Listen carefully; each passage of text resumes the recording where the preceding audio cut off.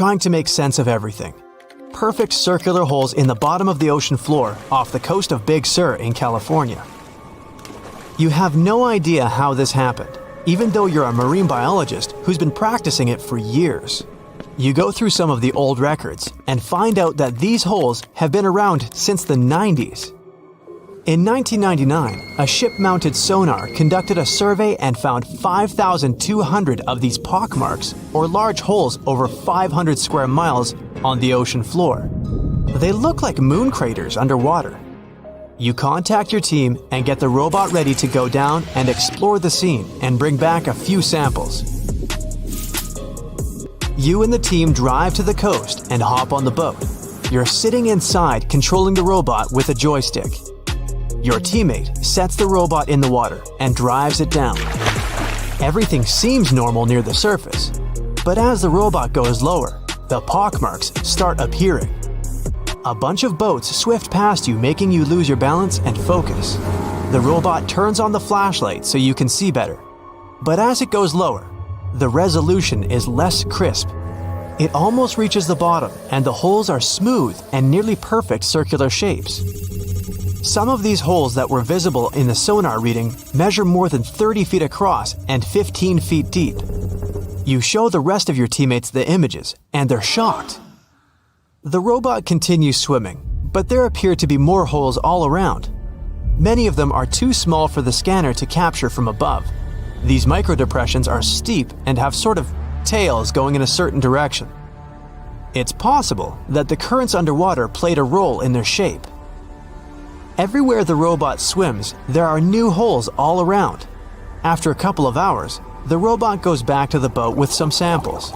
You take them back to the lab and study them.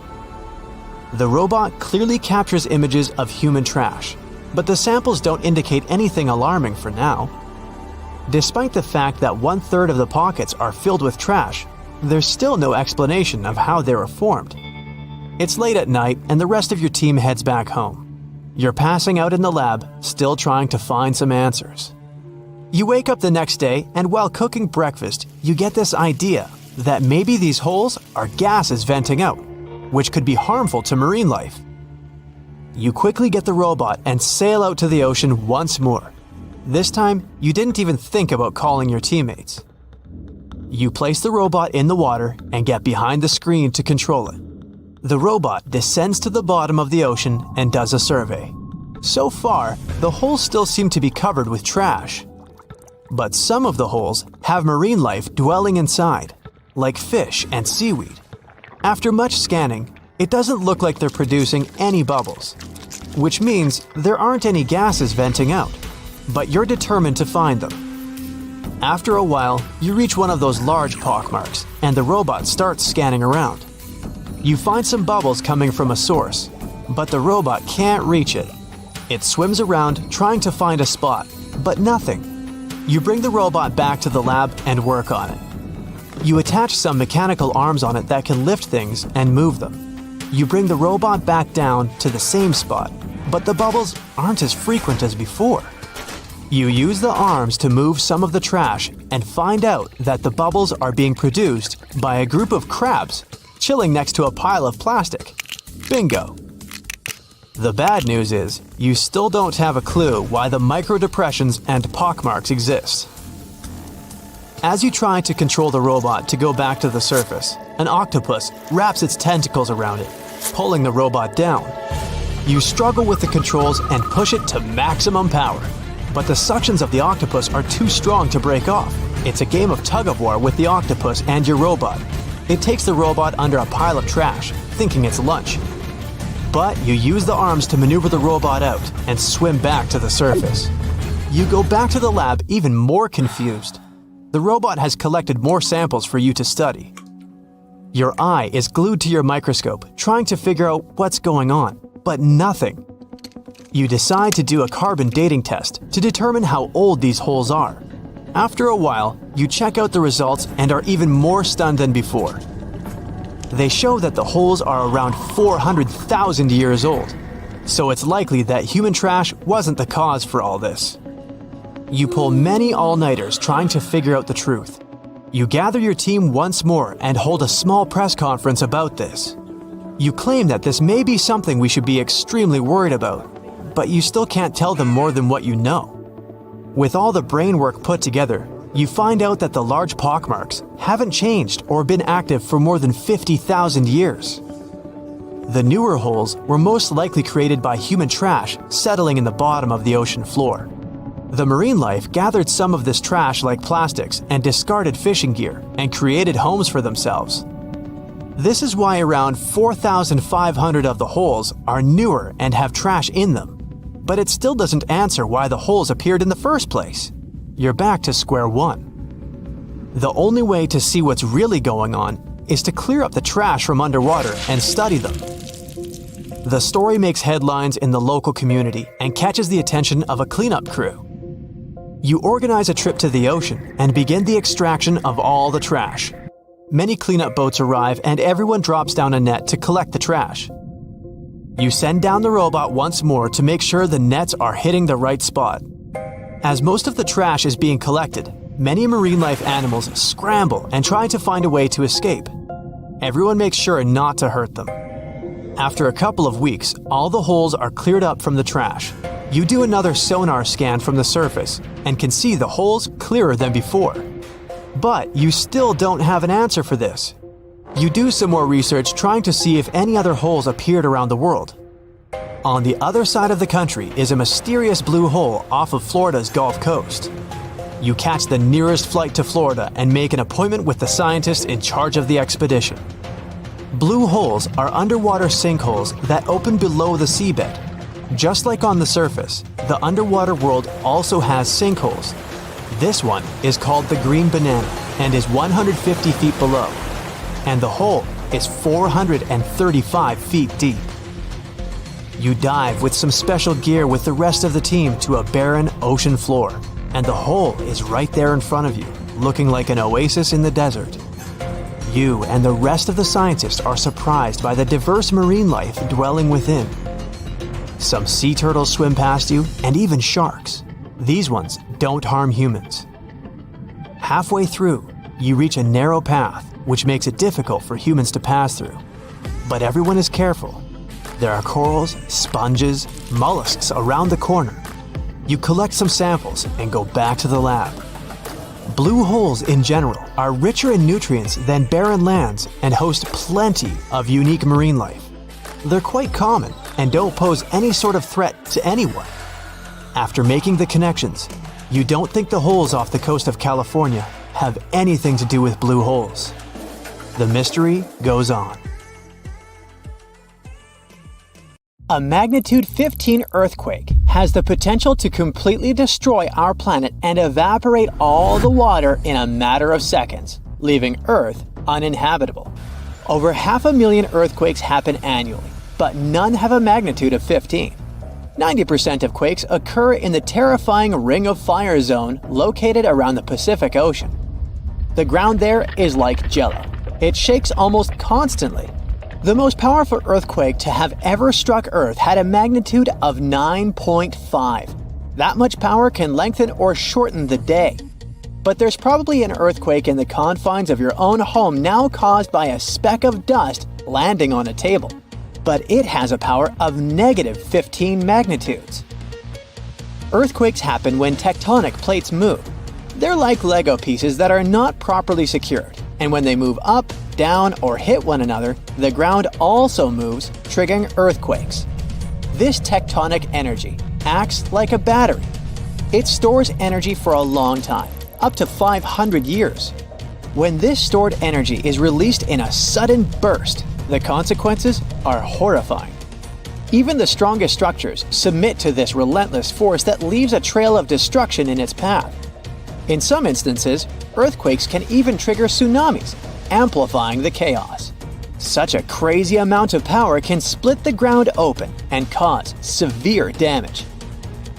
The strength of an earthquake is measured by the Richter scale, but now it's being replaced by the moment magnitude scale.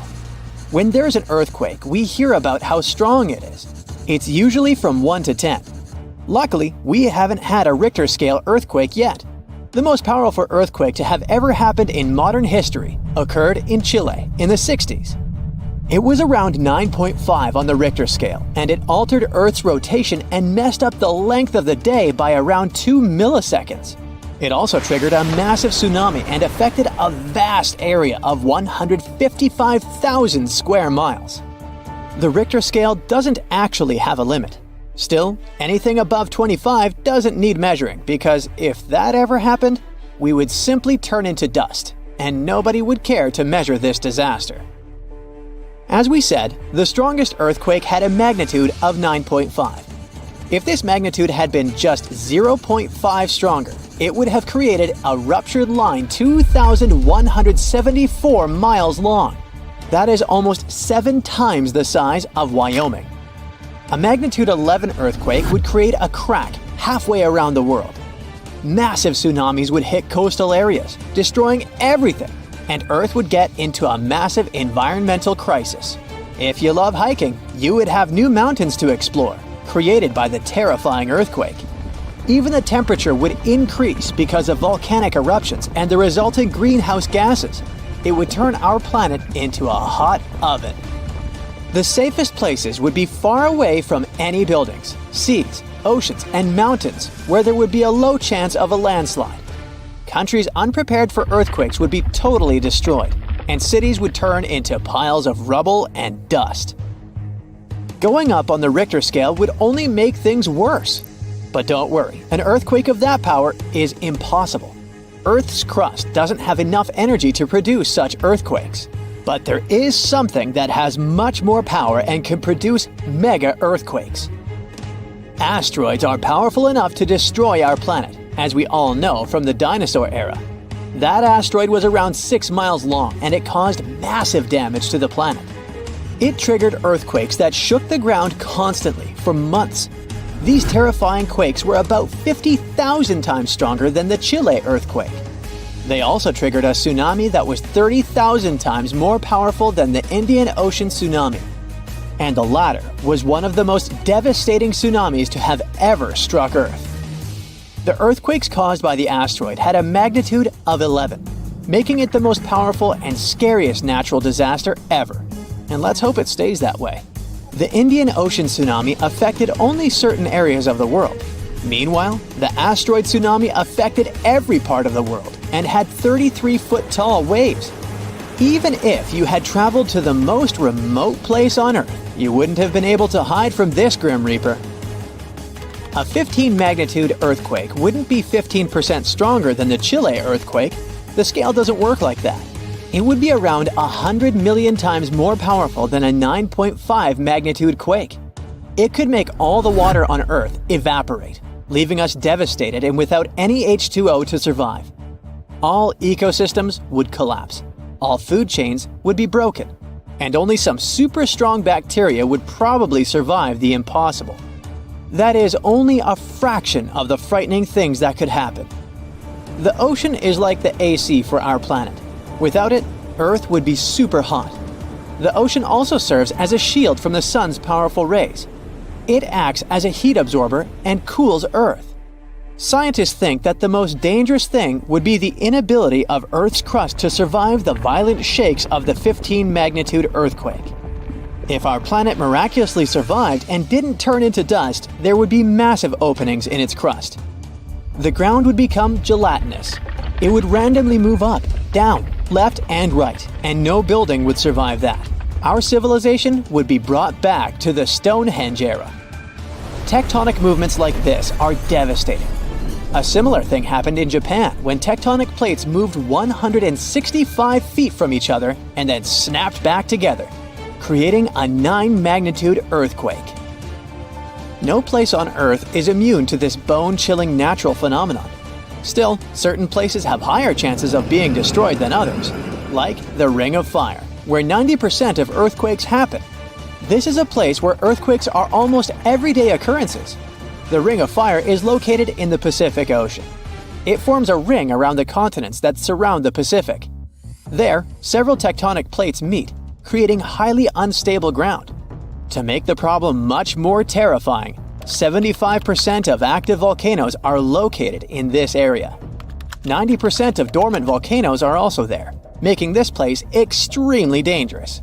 Scientists carefully study this region to find a way to predict when the next earthquake might strike. The Ring of Fire is not the only place at risk of earthquakes.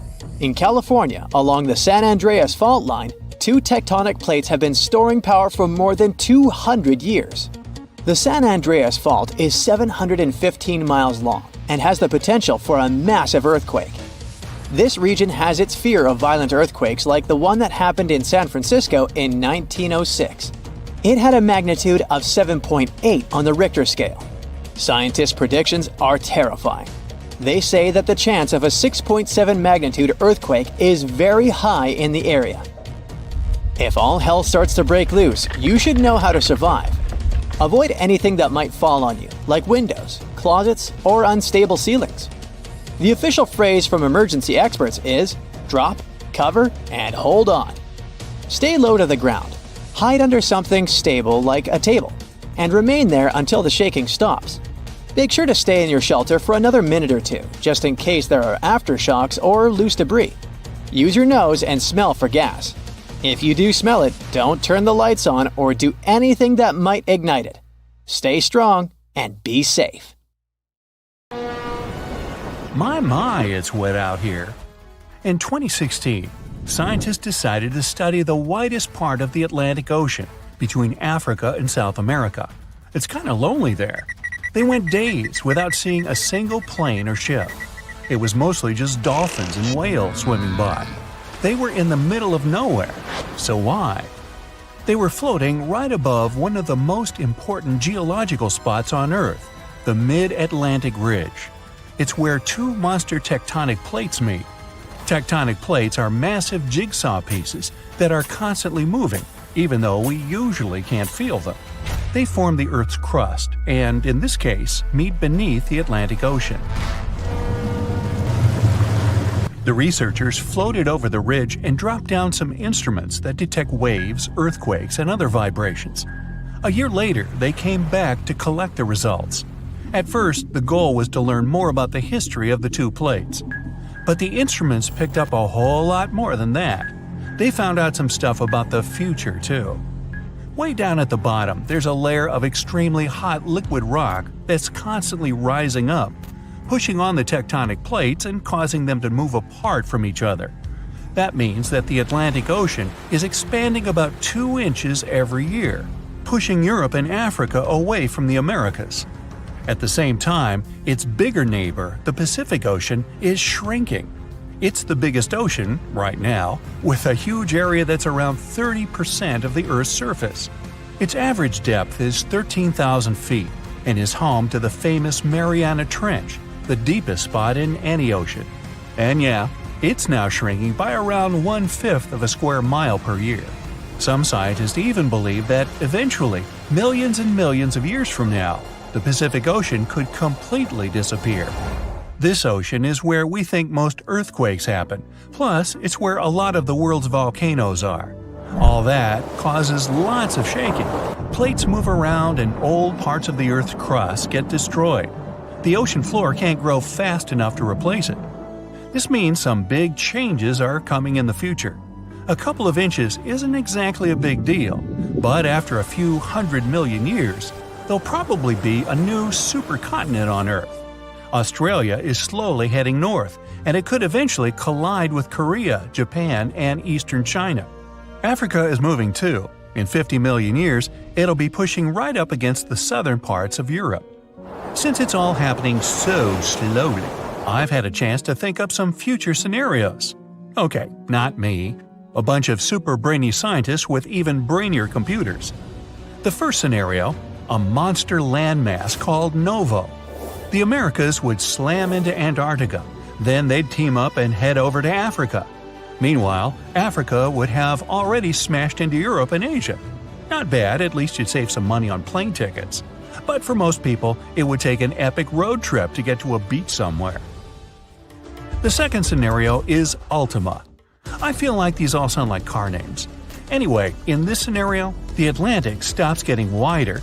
Actually, it's the opposite. It starts closing in on itself. This new supercool continent would be surrounded by the Pacific Ocean. Scenario 3. Orica. Both the Atlantic and Pacific Oceans eventually shrink down until they either disappear or end up like tiny little lakes. All the life in these two oceans is gone. Instead, some new ocean starts forming to replace them. And the new supercontinent? It has Australia in the corner, with the Americas and East Asia each on the opposite side of a small puddle that used to be the Pacific. The rest of the planet is one big unexplored superocean inhabited by… who knows? I won't be around then. Number 4. Amasia. There's that car thing again. This one predicts Africa, Australia, and all the continents except Antarctica start moving north. Sorry, Antarctica, even planet Earth keeps forgetting about you. Better luck next time. Well, way off in the future, it might be possible to take a big old road trip across every continent, or drive across the African-South American border, or even get to Australia without having to take the longest flight of your life. But we've got a while to wait. What should I do for the next 250 million years? Binge watch some Brightside? Tectonic plates move at different speeds, some slower, some slightly faster. Your hair and fingernails actually grow at roughly the same speed as these beasts move. Imagine if everyone lived on one of those supercontinents. Animals would finally be able to cross continents and meet species they've never seen before. Leopards, rhinos, lions, elephants. Imagine if they got curious enough to set out on a journey out of their habitat. A lion might meet a polar bear. Kangaroos could finally leave the land down under, and birds that migrate to warmer places would have to totally reorganize their travel schedules. Who knows what the climate would be like? Playing around with the continental jigsaw puzzle isn't exactly a new thing. Our world didn't always look like this. 300 million years ago, our planet didn't have 7 continents. It had only one, a supercontinent called Pangaea. Pangaea was surrounded by only one ocean. Over time, it slowly started falling apart. At one point, South America, Antarctica, Australia, and Africa were one unit, and North America and Eurasia were another. Over time, these continents also splintered off, each heading in its own direction. Scientists have discovered many similar plants and animal fossils on continents that are separated by huge oceans. Even when you just glance at a map, you can see how Africa and South America look like two massive puzzle pieces that fit together perfectly. When you look at all the oceans and seas on a map, it may look like they just flow right into each other, like there's only one big ocean and people gave different names to different parts. You wouldn't think that if you've ever been to the place where they meet.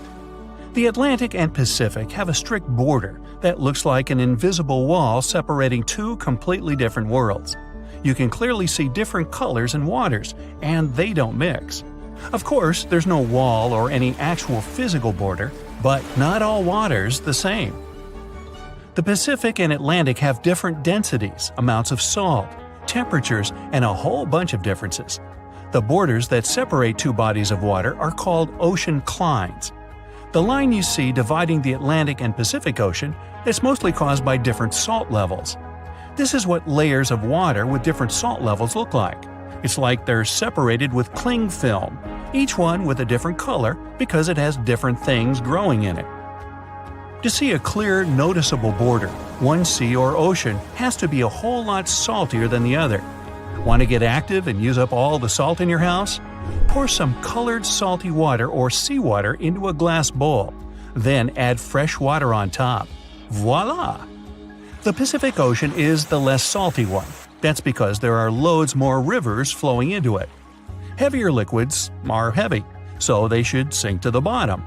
But then, why is the border between the Atlantic and Pacific a vertical line and not a horizontal one? First, the difference in density of these two salty beasts may be enough to stop them from mixing, but it's not really enough to send one of them to the bottom with the other floating above it. There's another reason, and it's all about the Earth spinning around. Say you're flying from Chile to New England. If you fly straight north, by the time you get there, the Earth will have turned a bit, and you'd be nowhere near your destination. To get to the right place, the pilot needs to fly in a bit of a curve.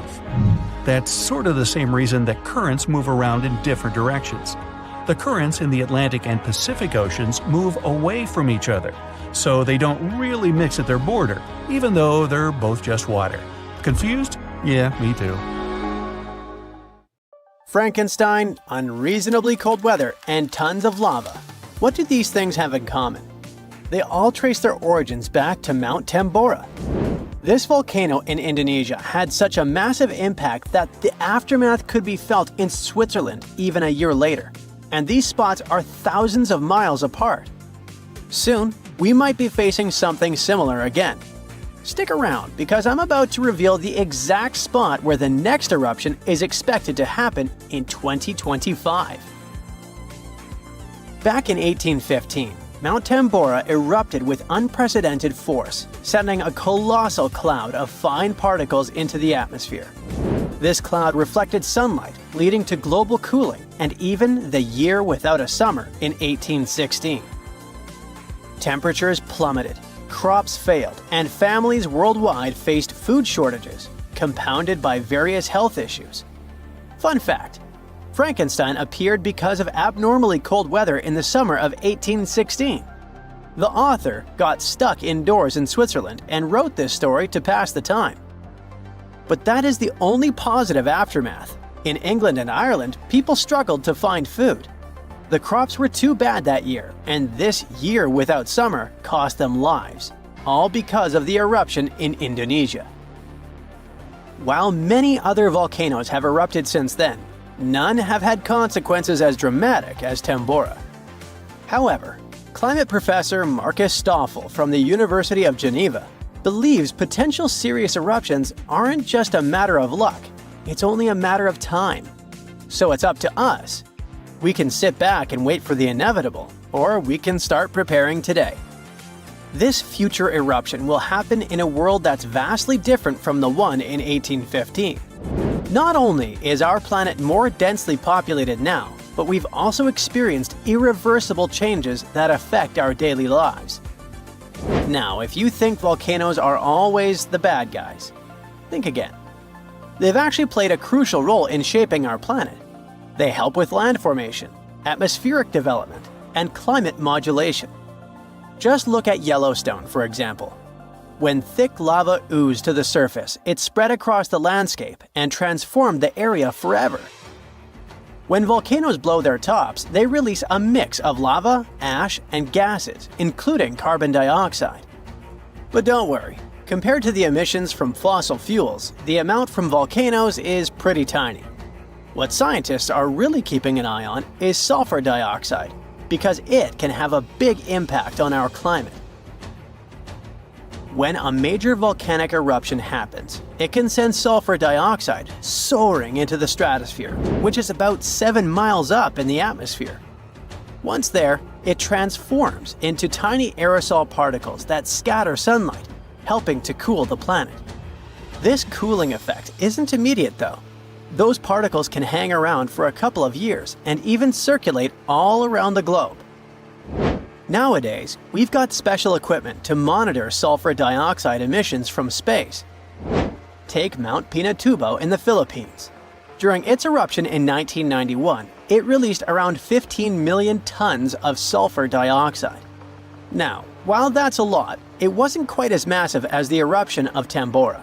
Still, Pinatubo managed to lower global temperatures by about 0.5 degrees Celsius for several years. Tambora, on the other hand, dropped average global temperatures by about 1 degree Fahrenheit. I know what you might be thinking. That's not much, but trust me, it makes a difference. If the planet warms up by just 1 degree Fahrenheit, it could really mess with sea levels. Experts think we might see a rise of up to 8 inches by the end of this century. This could wipe out a lot of farmland and coastal habitats, which would be a huge blow to many communities. So maybe a volcano eruption that can cool off the planet is like a natural mechanism helping us out? Not exactly.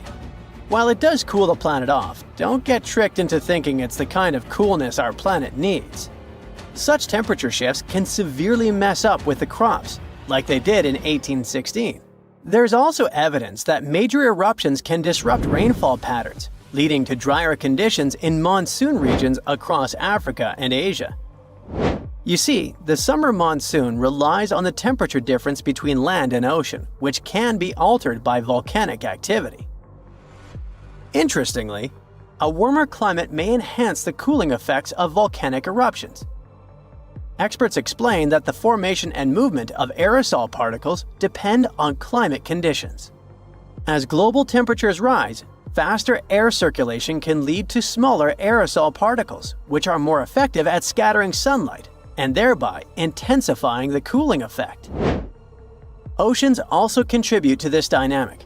A warming ocean surface creates a stratified layer, hindering the mixing of warm and cold water, which could mean that volcanic eruptions primarily cool the upper ocean layer and the atmosphere above it, according to Stoffel.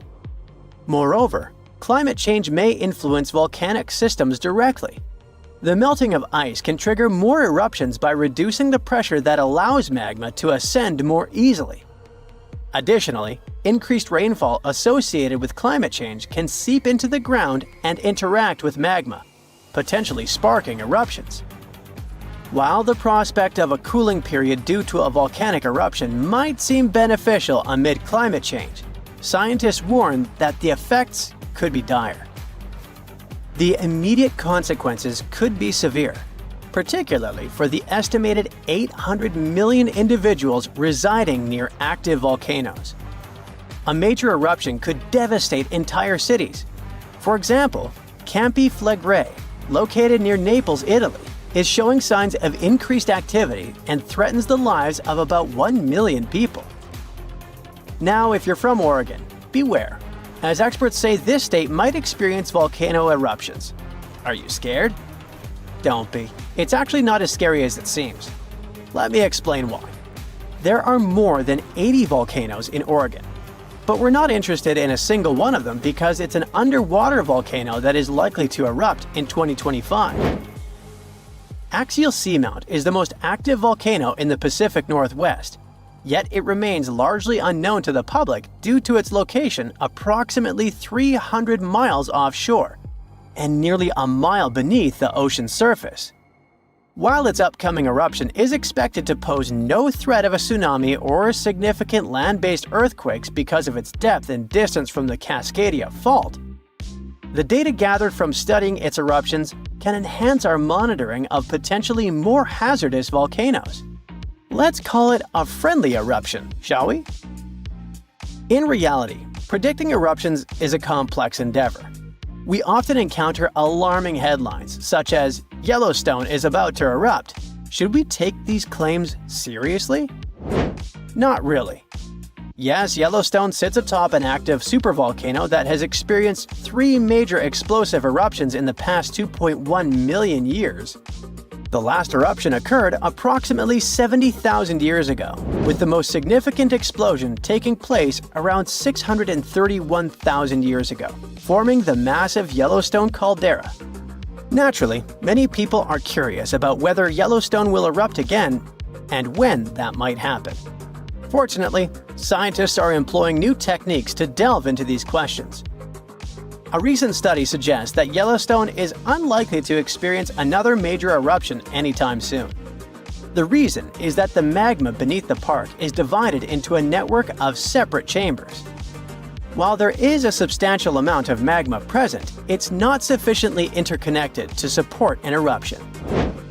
Previous studies proposed that the existence of a massive layer of magma beneath Yellowstone, but these latest findings change that notion.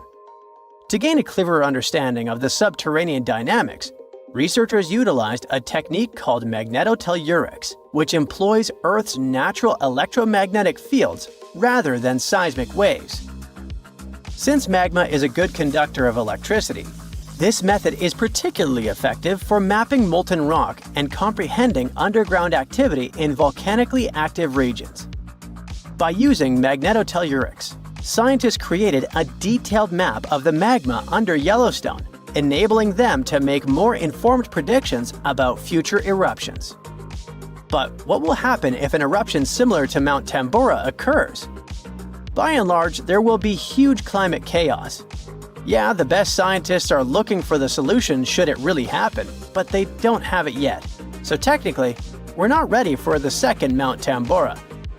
But for now, we're pretty much safe. No major eruptions are predicted. Whew! Okay, let's play a little guessing game, shall we? Can you name the 6th largest river on Earth in terms of volume? That's the amount of water that flows through a waterway. The first couple of rivers are easy to list. Number 1, of course, is the Amazon River in South America. Then we have the Congo in Africa, and the Ganges in India. Feel free to name all the rivers on the planet. You won't get any closer to the answer. Why? Because this river is not on the surface, but underneath the waves of the Black Sea. In 2010, a team of scientists discovered this river while studying the Bosphorus Strait in Turkey. Sonar scanning revealed a channel at the bottom of the Black Sea. The channel had water flowing through it. It turned out that at places, it's 115 feet deep. That's 3 times as tall as your average telephone pole. This flow of water acts like a real river. It has rapids and waterfalls, and its volume is 350 times greater than that of the River Thames in London. Talk about a strong undercurrent. If it was a surface river, it would really be in the top 10. Bad news for the Madeira River in Bolivia and Brazil, the present number 6. But how did this underwater river form? The answer lies in the amazing features of the Black Sea. It gets its water from 2 main sources. The first are the rivers that flow into it, like the Danube, Dnieper, and Don. Lot of D's there. But more importantly, they are all freshwater waterways. On the other side, quite literally, there is the Mediterranean, and it's salty, like a lot. When this salt water gets inside the Black Sea, it goes straight to the bottom. You see, fresh water is lighter than salt water. This creates stratification. It's a fancy term that simply means that the 2 types of water don't mix together. Salt water has a higher density, so it drops right down to the bottom. If you want to see how that works, you can do an experiment at home. Pour mineral water into 1 cup and salt water into another. Table salt will do. Then put a grape in each cup. You'll see how it immediately sinks to the bottom of the cup filled with fresh water. The grape will stay afloat in the cup filled with salt water. The same thing is happening inside the Black Sea. But there is another side to this phenomenon. The upper layer of water is rich in oxygen. This means it can support life. The bottom layer, however, is anoxic. Yep, you guessed it. This means there is no oxygen at the bottom. But this isn't a bad thing. Because of this trait of the Black Sea, shipwrecks are able to survive for centuries. Oxygen decomposes wood. And from what material did the ancient people make their ships? That's correct, timber. Recently, in 2018, scientists discovered the oldest Greek shipwreck on Earth. The merchant ship lies more than a mile deep at the bottom of the sea. Experts estimate that the vessel is 2,400 years old. The wreck was valuable for historians to study all the elements of ancient ship construction. From the mast to the rowing benches, it's all intact. The wreck lies some 50 miles off the coast of Bulgaria, but no one has seen it in person. Explorers sent a deep-sea ROV, or remotely operated vehicle, to film the wreckage. It was impossible for a diver to go down. But the Black Sea doesn't look that huge on a map. Could it be that deep? Oh yes, it's way deeper than people think. You could stack 6 Empire State Buildings at the deepest point of the Black Sea, around 7,257 feet. This inland sea isn't the only place on Earth where researchers have discovered shipwrecks and underwater rivers. One of the largest channels running along the ocean floor lies off the coast of South America. It runs from the mouth of the mighty Amazon and into the Atlantic Ocean. Studying underwater rivers isn't an easy task. The depth and the strong currents make it impossible to send in divers. Even the equipment for underwater research has to be sturdy. Otherwise, the current will just wash it away. That's why the underwater river in the Black Sea was ideal for scientists to explore. Earth's oceans and seas are powerful, but lucky for us, there are places where divers can admire underwater rivers. Ever heard of a cenote? Sounds Spanish. Well, that's because it is. Cenotes are underground caves. They form after the limestone above collapses, revealing the groundwater under them. The term cenote is associated with the Yucatan Peninsula in Mexico. Ancient Maya used them as water sources. In the Mayan language, the word cenote meant sacred well. Researchers estimate there are some 10,000 cenotes spread across the Yucatan Peninsula. You can also find them in other places, such as Cuba and Australia. Beauty is in the eye of the beholder, but unofficially, the most beautiful cenote is located just south of the town of Tulum in Mexico. The name reflects the cave's divine beauty, Cenote Angelita. But people don't visit this cenote to go swimming. Its bottom is much more interesting. A scuba tank is all you need to finally admire an underwater river firsthand. The waters are dark and foggy, so divers use powerful flashlights. After a 100-foot dive, a marvelous sight appears, an underwater river with trees along its banks. Some of them even have green leaves, just like any other water flow on dry land. But it's not really a river. Here comes the fascinating part. Remember how saltwater and freshwater don't mix? Well, the river the divers see is actually a thick layer of fog between the two types of water. 3 feet of hydrogen sulfates to be exact. This is the compound that water processing plants use to remove chlorine from drinking water. The substance is so heavy that the fog it produces moves independently from the surrounding water, and it creates an illusion that a river is flowing underwater. But there are other real rivers that play tricks on you. Take, for example, the Mystery River in Indiana. It's the longest underground river in the United States. Explorers discovered the river and its cave system, Blue Spring Caverns, in the 19th century. Nearly 3 miles of the river are navigable. Isn't that impressive? You can book a boat tour on a river that you can't even see. But the most mysterious river on the planet is the Saraswati River in India. The coolest part about it is that it doesn't exist. It was an alleged river only mentioned in ancient literature. For centuries, people thought that it was just a myth. Then satellite images showed that it might be real. Ancient texts spoke of a major confluence of 3 mighty rivers, the Ganges, Yamuna, and Saraswati. The first 2 are visible today, but where's the third one?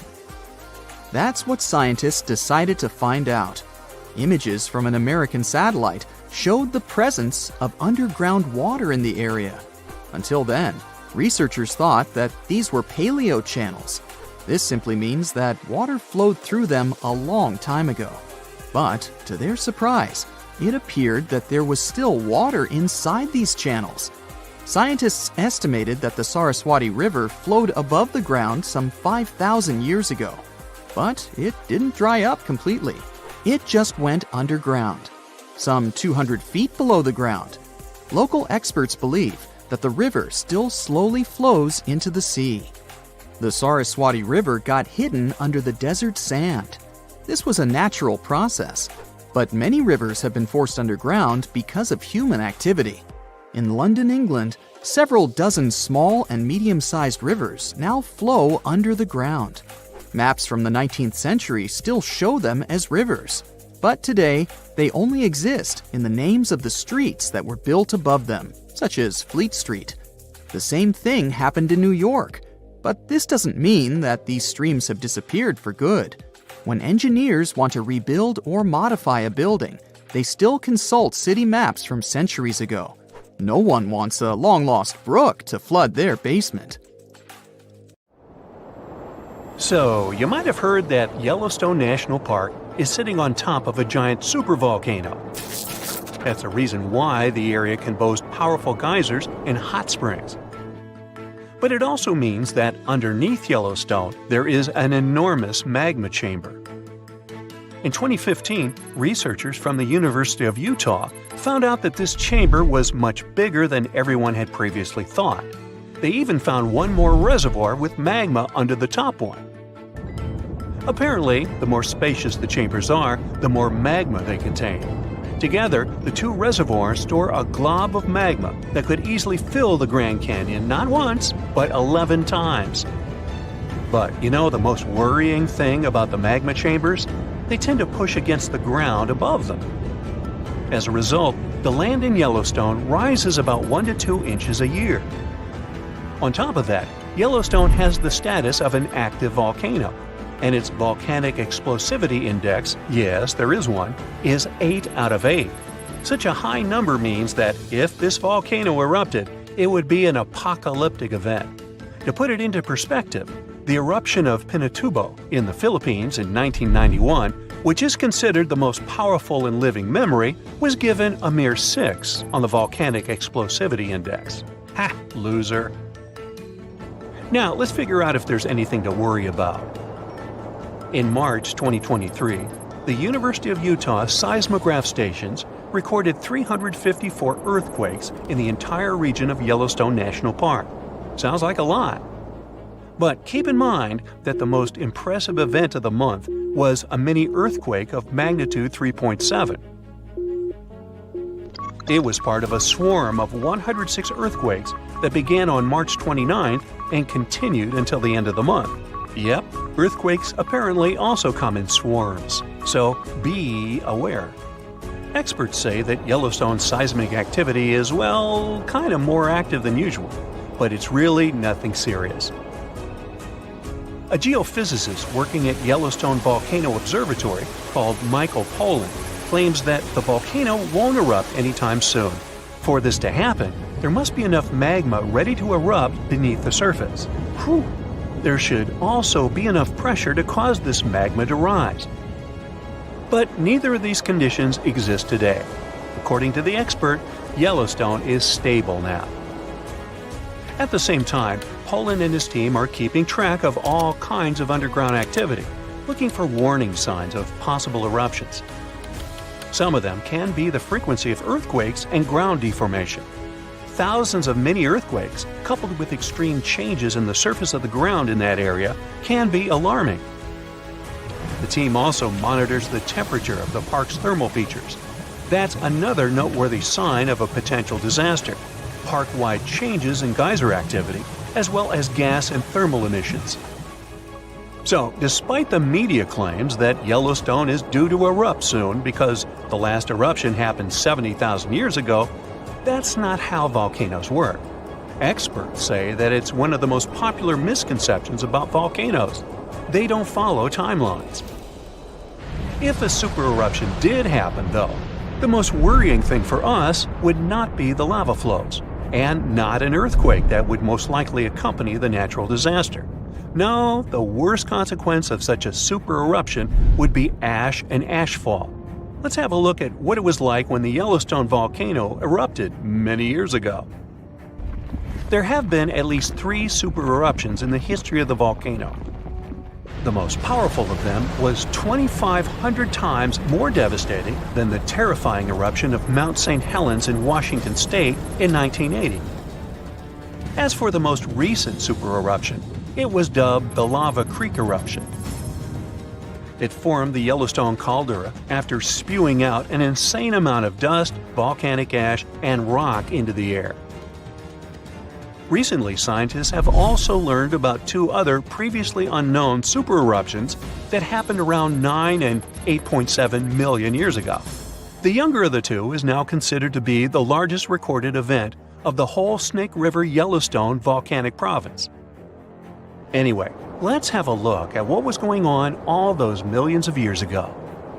Because I wasn't around then, so we're all assuming this stuff based on evidence. The first signs of the disaster appeared long before the catastrophe broke out. For thousands of years, the heat had been welling up from within the planet's insides. It had been melting rock beneath the planet's crust and leaving behind huge chambers. They were filled with a pressurized mixture of semi-solid rock, magma, water vapor, and different gases, including carbon dioxide. All this scorching underground soup was expanding since more and more magma arrived with time. The land over the volcanic system was rising upward almost unnoticeably. A year before the supereruption, Yellowstone gave a warning, a burp maybe, but that long ago there was no one who could interpret these signals. Plus, those alarming processes were mostly going on underground. For example, decompression releases gas bubbles. While bursting, such bubbles can often power particular kinds of eruptions. Months before the eruption, small-scale earthquakes became more frequent and more intense. The ground in many spots all over the supervolcano got hotter than it used to be. Surface lakes and groundwater also became warmer. If people had been around at that time, they would have noticed unusual steam fogging in that area. Not long before the eruption started, the growing pressure pushed the ground over the magma chamber up. This created a dome-shaped uplift. Narrow cracks started to open along the edges of this dome. Imagine opening a bottle of soda after you've shaken it. Something like that was happening near the volcano. Think Mentos and Diet Coke. The pressure was released through the fractures when gases were bursting out from under the surface. So right before the disaster, the ground around the Yellowstone volcano lifted. Geothermal pools and geysers heated up to boiling temperatures and got more acidic than usual. The magma started to rise toward the surface. At one point, the rock roof of the magma chamber couldn't resist anymore, and the eruption kicked off. Small but constant tremors began to move the ground days before the catastrophe. But the real shaking didn't start until several minutes before the eruption. With a deafening roar, a massive column of lava and ash hurled up into the air. Within several minutes, a pyroclastic flow rushed across the area at a hurricane-force speed. Such a flow is a liquid mixture of half-solid lava pieces, volcanic ash, and hot expanding gases. It looked like an extremely hot toxic snow avalanche. With a temperature of about 1300 degrees, it was burning everything in its path. The volcano kept pumping ash for days on end. For all living creatures, ash fallout was one of the most dangerous consequences of the eruption. Volcanic ash turns into glassy cement within seconds of being inhaled. Most animals didn't have a chance to survive. Even thick trees started to collapse under the weight of this dense substance. It only took a couple of days until a thick layer of ash covered huge territories. After the ash got into the stratosphere, the temperatures all over the world started to drop. The eruption was rich in sulfur, which is an effective sunblocker. That's why it soon got so cold that there was no summer in the whole world for the next several years. Animals couldn't find food and clean water. This natural disaster, called the Gray's Landing supereruption, was colossal. That's how researchers described it in their recent studies. It affected a huge territory. The streams of lava enameled an area as large as New Jersey in scorching hot volcanic glass. It instantly sterilized the land surface, wiping out all the plant life that had been thriving there before. Now, if such an eruption were to happen these days, it would cover Colorado, Utah, and Wyoming with almost 3 feet of toxic volcanic ash. Many regions would be plunged into darkness. Even the coast, where most Americans live, would experience problems with the spread of the ash cloud. It would destroy crops and contaminate pastures, ruin power lines and electrical transformers. Well, so I'm sure you'll agree with me, it's a good thing that such a disaster isn't expected to occur anytime soon. Hey, we got enough other stuff on our plate. You come to sunny California and go for a hike in the San Lucia Mountains.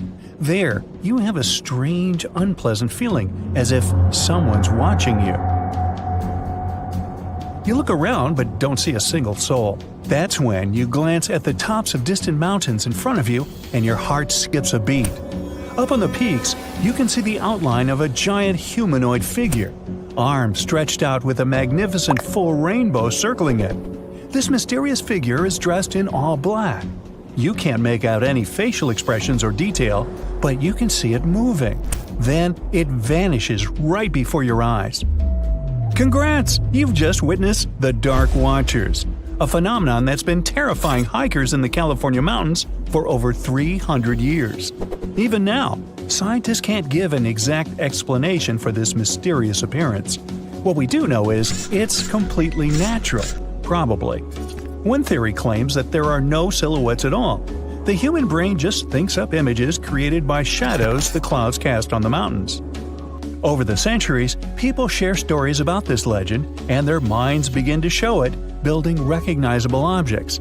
The same can happen to you, like when you see the contours of a human face on a burnt piece of toast or the shape of a dog in a passing cloud.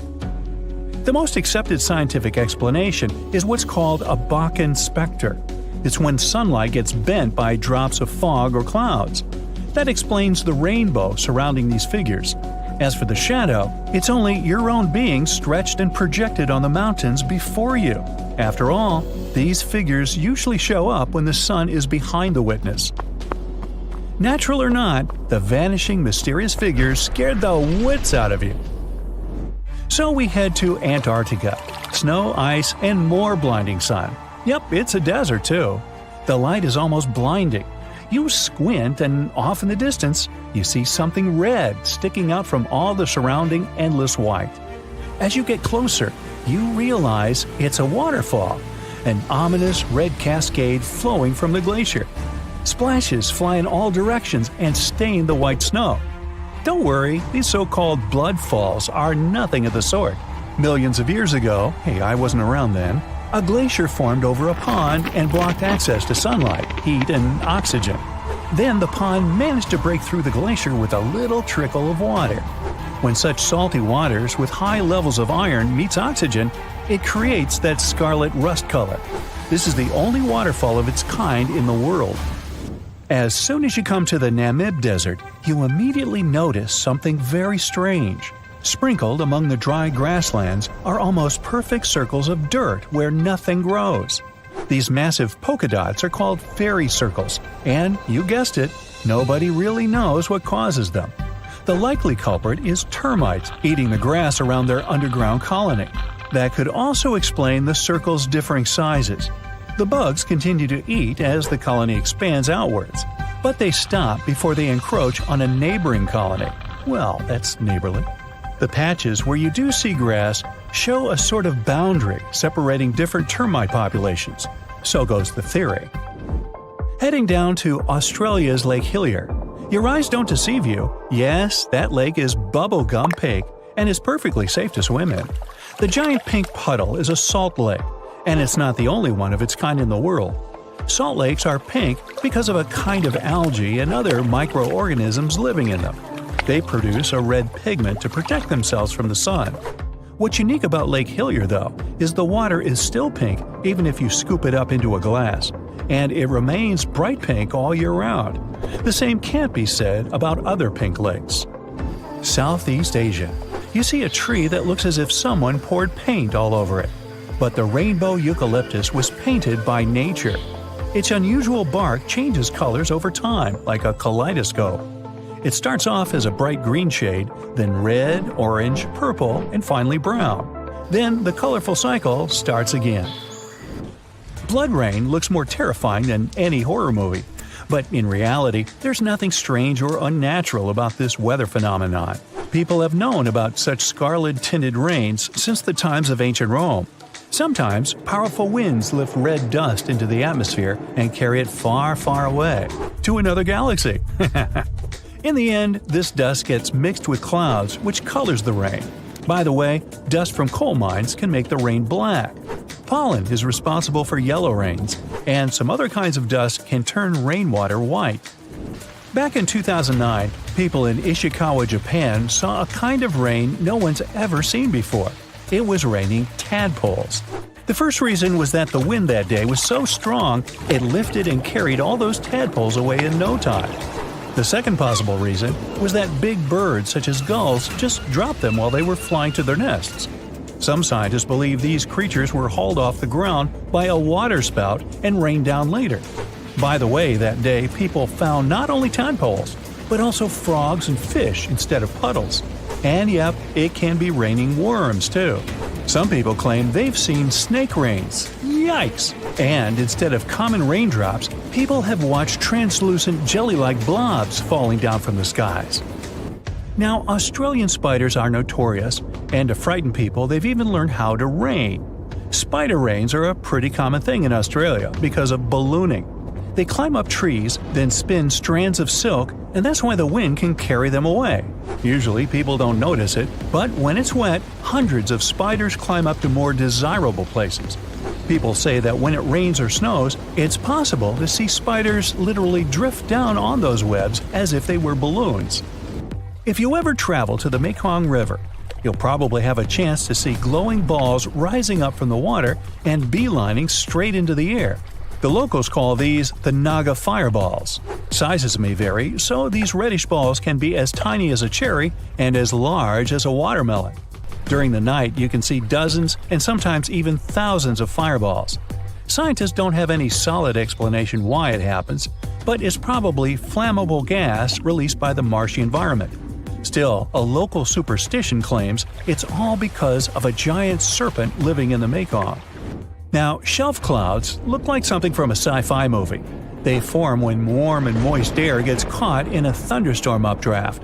These ominous clouds most often mean a storm is coming. Breathtaking rainbow clouds appear on top of cotton-like puffy clouds after thunderstorms. The puffy clouds are low-altitude ones. When the water vapor they contain condenses, the resulting droplets act like prisms. This forms multicolored caps over the clouds. Morning glory clouds are extremely rare. They look like massive tubes stretching across the sky. Most researchers agree that these clouds appear when an updraft squeezes through the cloud. This creates the signature rolling appearance. The cool air at the back of the cloud makes it sink downward. The best, but not the only place to see morning glory is Australia's Gulf of Carpentaria.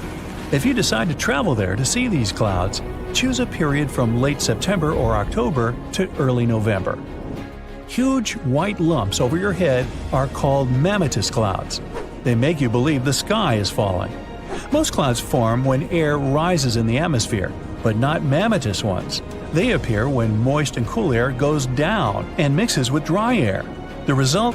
Unique puffed rice clouds. By the way, if you spot this phenomenon, bad weather is just around the corner. Whoa, mama!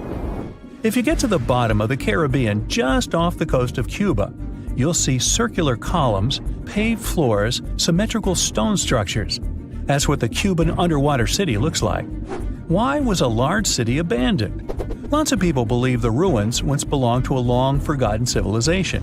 But scientists have their doubts. They claim the lost city is nothing but a natural phenomenon that appeared about 5 million years ago. Such disk and donut structures often occur around the areas of the seafloor where natural gases break free. Those who have ever heard an annoying sound a kettle makes when the water is boiling can imagine what the whistle sounds like. Even though this noise isn't as blood-curdling as some other unexplained sounds, it doesn't make the whistle any less mysterious. It's incredibly elusive. In 1997, only one underwater microphone was able to pick it up. At that time, researchers didn't manage to pinpoint the source of the noise. The most likely cause of the unusual sound is the eruption of one of the submarine volcanoes. But once again, there's not enough proof to make sure. Do you know how many continents there are on Earth? That's an easy one, 7. But wait a second. Aren't Europe and Asia one large continent, Eurasia? It looks so when you look at the world map. Well, scientists think differently. They don't just look at bodies of land sticking out of the sea. Geoscientists study the types of rock that continents are made from. When you see the world from their perspective, the number of continents actually increases. Yes, they are not a myth. Lost continents exist, or at least they used to. They are hiding under other land masses. Peekaboo! Researchers have recently discovered one continent just like that. It's called Greater Adria. Sound familiar? Yes, it has something to do with the Adriatic Sea. This lost continent is completely buried under Europe. It collided with Europe and started to sink under it a long time ago. Today, it lies beneath Italy, Greece, and the Baltics. Its size and even shape match that of Greenland, the world's largest island. But how did geoscientists find Greater Adria? It's no longer visible, but it left some clues. Parts of it were embedded in the Alps. Other chunks were incorporated into present-day Italy and Croatia, on the other side of the Adriatic Sea.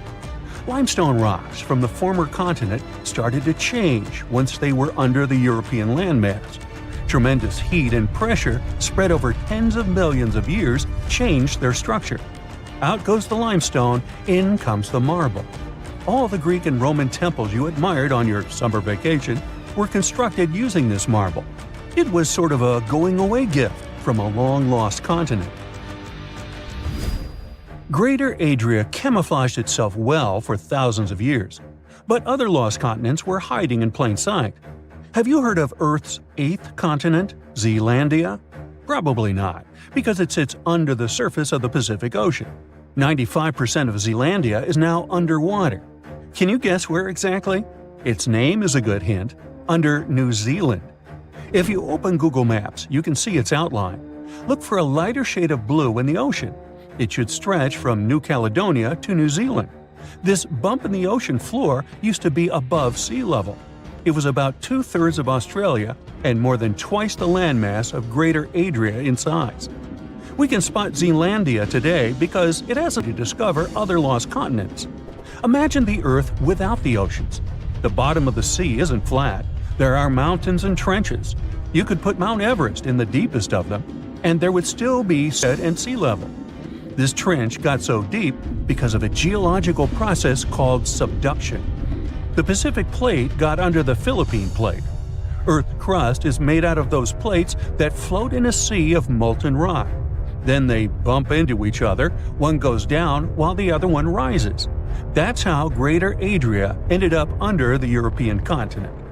Our planet is constantly on the go. We don't notice this process because it happens deep beneath our feet.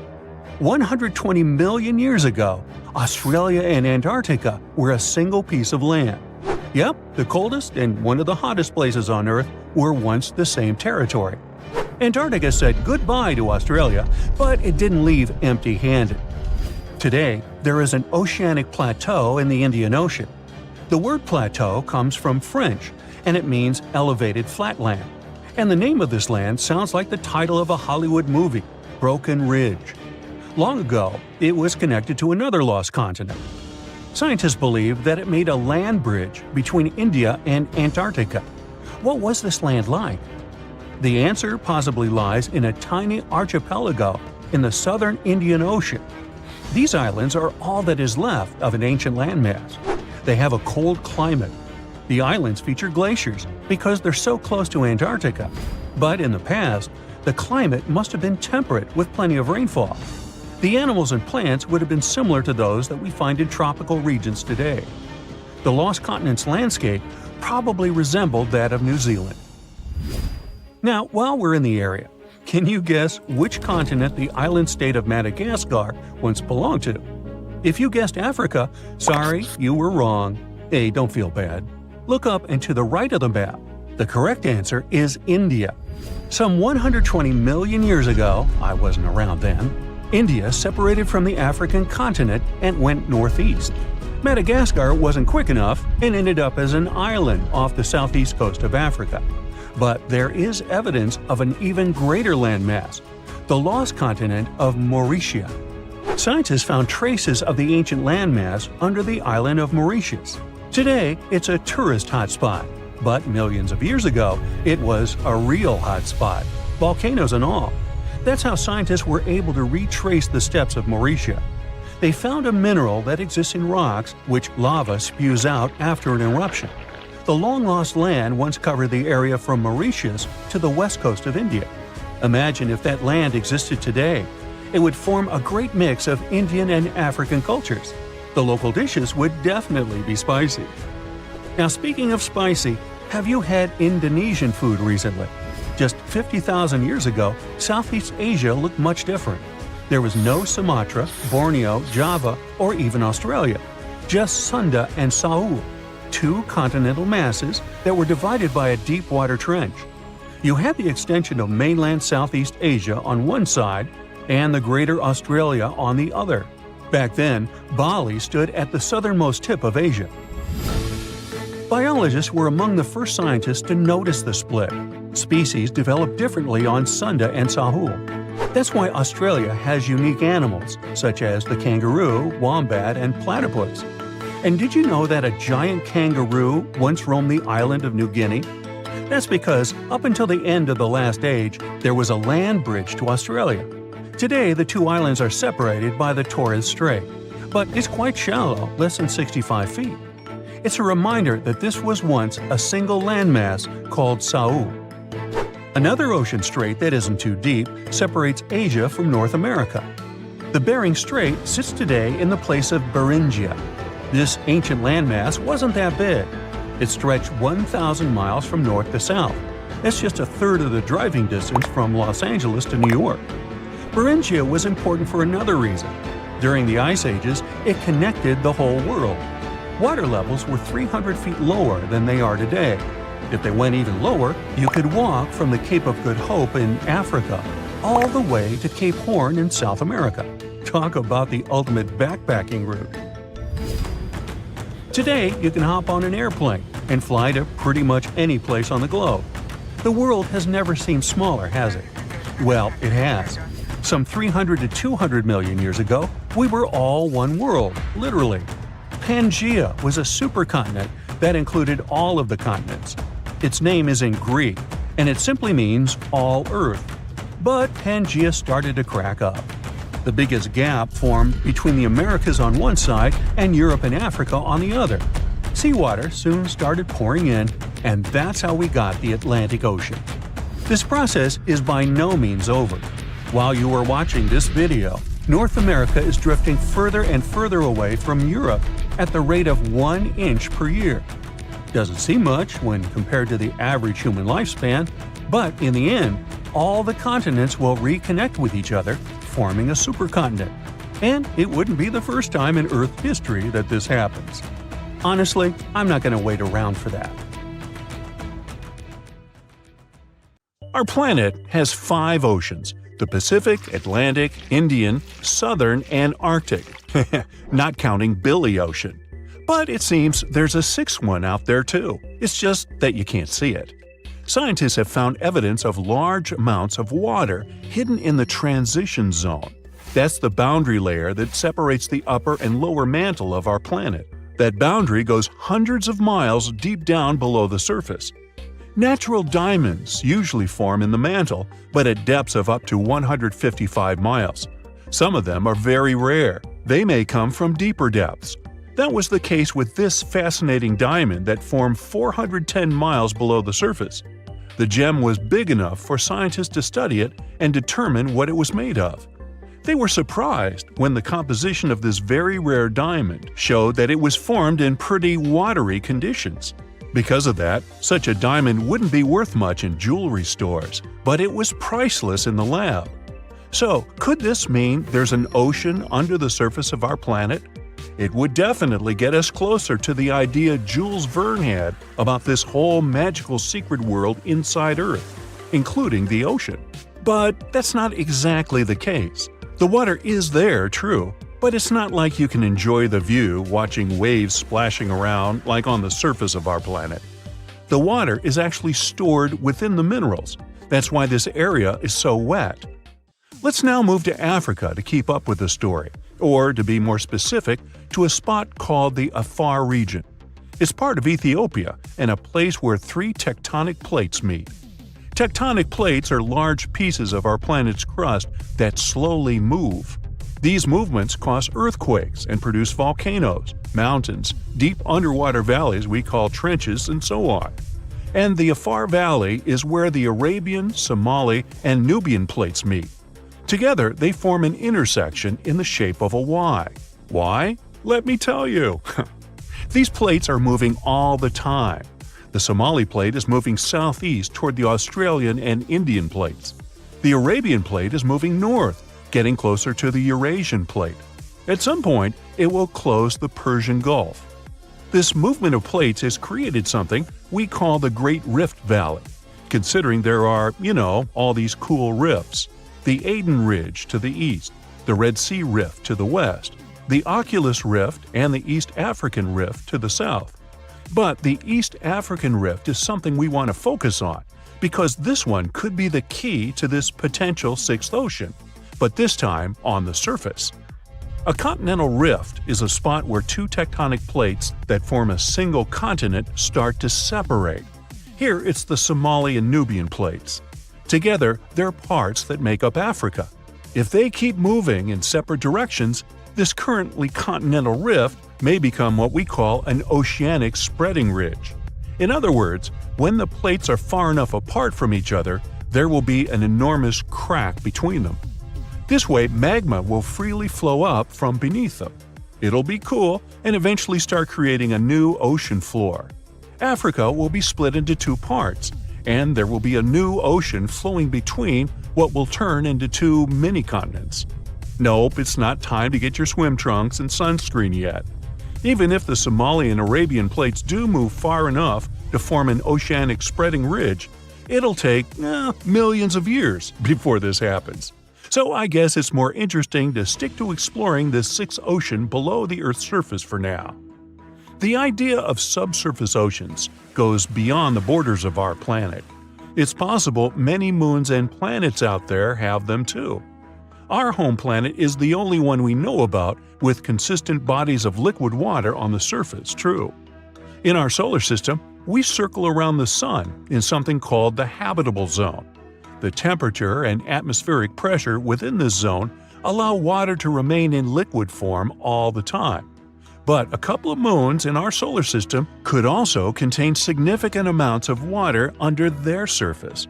Enceladus, one of Saturn's moons, is the first one. Enceladus is a small frozen ball, 7 times smaller in diameter than our moon, but it's the 6th biggest moon of Saturn. Nearly a decade ago, a spacecraft found evidence that there was a large ocean under its surface. It found and sampled water from the eruptions that resembled geysers. A geyser is a rare type of hot spring that erupts and sends jets of steam and water into the air. Like Old Faithful in Yellowstone? Well, this water was erupting through fissures in the ice at the south pole of the moon. That means there might be a liquid ocean under the thick layers of ice. The ocean there is almost nothing like ours. The ocean on Earth is relatively shallow, on average 2.2 miles deep, and it covers 3/4 of our planet's surface. It gets colder the closer you come to the seafloor, and is warmer if you stay close to the surface because of the sun's rays. But the subsurface ocean on Enceladus is at least 18 miles deep. It's cooler at the top because that part is near the ice shell, and warmer at the bottom because of the heat coming from the moon's core. But both our ocean and the ocean on Enceladus are salty. Enceladus is one of the few places in our solar system that has liquid water, which makes it an interesting spot to search for signs of life. Another one is Europa, one of Jupiter's moons. Scientists think similar eruptions of water could be happening there. Knowing there are such geysers there tells us these moons have their own source of energy. Maybe the energy that makes the water erupt comes from gravity or radiation.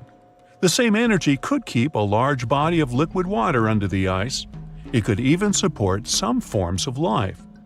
There are thousands of planets beyond our solar system that orbit other stars.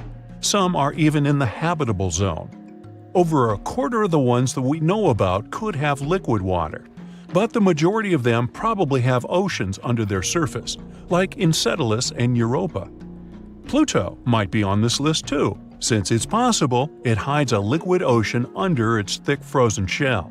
This subsurface ocean likely formed long after the dwarf planet did, after the heat coming from radioactive elements in Pluto's core melted some of its ice.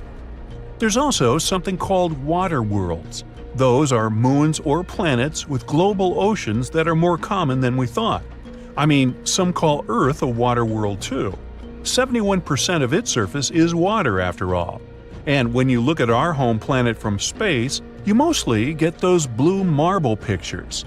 When exploring other planets, especially those outside of our solar system, researchers often go with a policy of follow the water.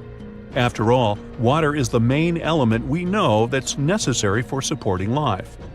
And when there's a water world that's close to its parent star, scientists assume it must have formed way farther and then moved closer once its orbit shrank. The composition of the planet was set when it was in a colder orbit, or, in other words, when it made a wider circle around its star. We call the process of orbital shrinking a migration, and if water worlds are really that common, it can be proof that migration really happens. Exoplanets are all those planets that orbit around other stars, not our Sun. Some exoplanets may have oceans that are way deeper than any of those in our solar system, hundreds or even thousands of miles deep. Our Mariana Trench is scary, and it's not even 7 miles deep. And those exoplanet oceans are, wow, almost bottomless. It happened 66 million years ago. Hey, it could have been September. A massive asteroid slammed into Earth, bringing along chaos and devastation. The tragic aftermath of the terrifying collision led to the extinction of dinosaurs. Yes, I'm talking about the Chicxulub asteroid that left a massive crater in Mexico and changed life on Earth forever. And now, it turns out it wasn't the only cosmic rock to hit our planet during that time. Scientists have just confirmed there was another asteroid. This second space rock wasn't as big as Chicxulub, but it still packed a punch. It crashed to the ground off the coast of West Africa, smashing into the ocean and leaving a crater called the Nader crater. And tell you what, it wasn't a small splash. The impact was so powerful, it triggered a whole tsunami. It was more than 2,600 feet high, almost as high as the Burj Khalifa, the tallest man-made structure in the world. But how did we come to the conclusion that there was a second impact? Well, this researcher spotted the Nader crater in 2022. Dr. Nicholson was looking for some high-tech scans of the ocean floor when he noticed a massive 5.5-mile-wide depression under almost 1,000 feet of water. Well, he thought it could be an asteroid impact crater, but at the time, the evidence he had wasn't solid. But now, scientists have confirmed that this is the real deal. A second asteroid did hit Earth during the dinosaur extinction era. Now, let's see how they figured all this out. For one thing, there were those super high-resolution 3D seismic images. They allowed researchers to peel back layers of the ocean floor and get a crystal-clear look at the crater. It was like going from a blurry old ultrasound to the kind of 3D scans where you can see every little feature. Their findings confirm that the crater was left by an asteroid, somewhere between 1,500 to 1,640 feet wide. And it didn't just create a hole in the ground. The impact was so intense that it produced a central peak, formed escalating ridges around the crater, and even left a damage zone that stretched out for thousands of miles. Using those super detailed images, the scientists have managed to reconstruct what happened right after the asteroid hit the surface of our planet. First, it slammed into the ocean, creating an initial bowl-shaped crater. As the shockwave spread, the seabed was shaken so violently that it triggered landslides, and the soft sediment surrounding the crater collapsed inward, creating a noticeable brim. As you already know, the impact also triggered a tsunami, and it was so shockingly powerful that its waves didn't just go outward, they actually turned back towards the crater, leaving huge scars on the ocean floor. And this wasn't just one big wave. No, it was a whole series of them, a train of tsunamis smashing everything in their path. Now, this second asteroid impact is a huge deal for scientists. It's a rare opportunity to study a marine impact crater in such incredible detail. There are only about 20 confirmed marine craters in the world, and none of them have been captured with this level of precision before. Plus, this data allows scientists to test new ideas about how craters form in water. You see, unlike craters on land, marine craters are hidden under layers of sediment, which makes them tricky to study. But with this new 3D imaging, we can look at the crater in all its layers. It's like slicing into a cake to see what's inside. Dr. Nicholson and his team are now dreaming of drilling into the crater and recovering samples from deep below the ocean floor. This would allow them to measure the shock pressure during the impact and figure out what happened in the minutes, hours, and days following the collision. Of course, the Chicxulub asteroid is still the star of the show when it comes to the dinosaurs' extinction. This space traveler was giant, somewhere between 6 and 9 miles wide. It hit Earth at a devastating angle, sending vaporized rock and gas into the atmosphere. It caused an impact winter that lasted for 15 years because all that stuff blocked out the sun and plunged Earth into darkness. Now, probably the most intriguing thing is that some experts think the Nader asteroid might have been a chunk that had broken off from Chicxulub before it hit Earth. It's still just a theory, but if true, it could mean that Earth got hit by a double whammy from space. Now, let's travel back in time to the year 1908 in Siberia. Look around. You see nothing but trees and rivers. And suddenly, a huge object, around 150 to 300 feet in diameter, dashes through the Earth's atmosphere. Is it a comet? An asteroid? Scientists aren't sure. What they do know for sure is that this intruder blew up in the sky over Tunguska, leading to one of the most powerful blasts in recorded history. It completely leveled the forest below, knocking out 80 million trees over an area of around 830 square miles. And that's an area larger than that of cities like Los Angeles or New York. The trees were literally flattened, and their trunks were stripped of branches. They were also arranged in a bizarre radial pattern around the epicenter. But what if this explosion had happened over a city? Every single building would have been destroyed, and countless lives would have been lost. Luckily, this disaster occurred in a super remote part of Siberia. The creepiest thing, though? When scientists finally reached the area years later, they found no impact crater. No wonder it led to even more mystery. The most logical explanation is that when the object went off in the sky, probably around 3 to 6 miles above the ground, it blew up before it could hit the ground, and still, it didn't stop the blast from leveling an entire forest. Fast forward to 2013 and another mind-blowing event, this time over a much more populated area, the city of Chelyabinsk. It was a regular February morning when an asteroid about 60 feet in diameter entered Earth's atmosphere, lighting up the sky. It was moving at a staggering speed of around 43,000 miles per hour. It blew up in midair, about 18 miles above the city. It was a horrific view, but luckily, the asteroid disintegrated high enough in the atmosphere without hitting the ground. If it had touched down, the city would have been in big trouble, because even though there was no direct impact, the explosion still created a shockwave that tore through the atmosphere, hitting the ground with enough force to shatter windows all over the place. The blast damaged around 7,200 buildings, but fortunately, there were no direct fatalities. Still, it was a major wake-up call. This wasn't just some far-off cosmic event like Tunguska. This asteroid exploded over a modern populated area, and the damage was very real. The good news? Scientists are getting better at spotting such objects before they get too close. Space agencies around the world, like NASA, are tracking near-Earth objects to figure out which ones could pose a risk. But as we can see from these two events, sometimes space rocks can still sneak up on us. And while the chances of a major impact are low, the stakes are really high. At the moment, there's one asteroid that NASA's keeping an eye on.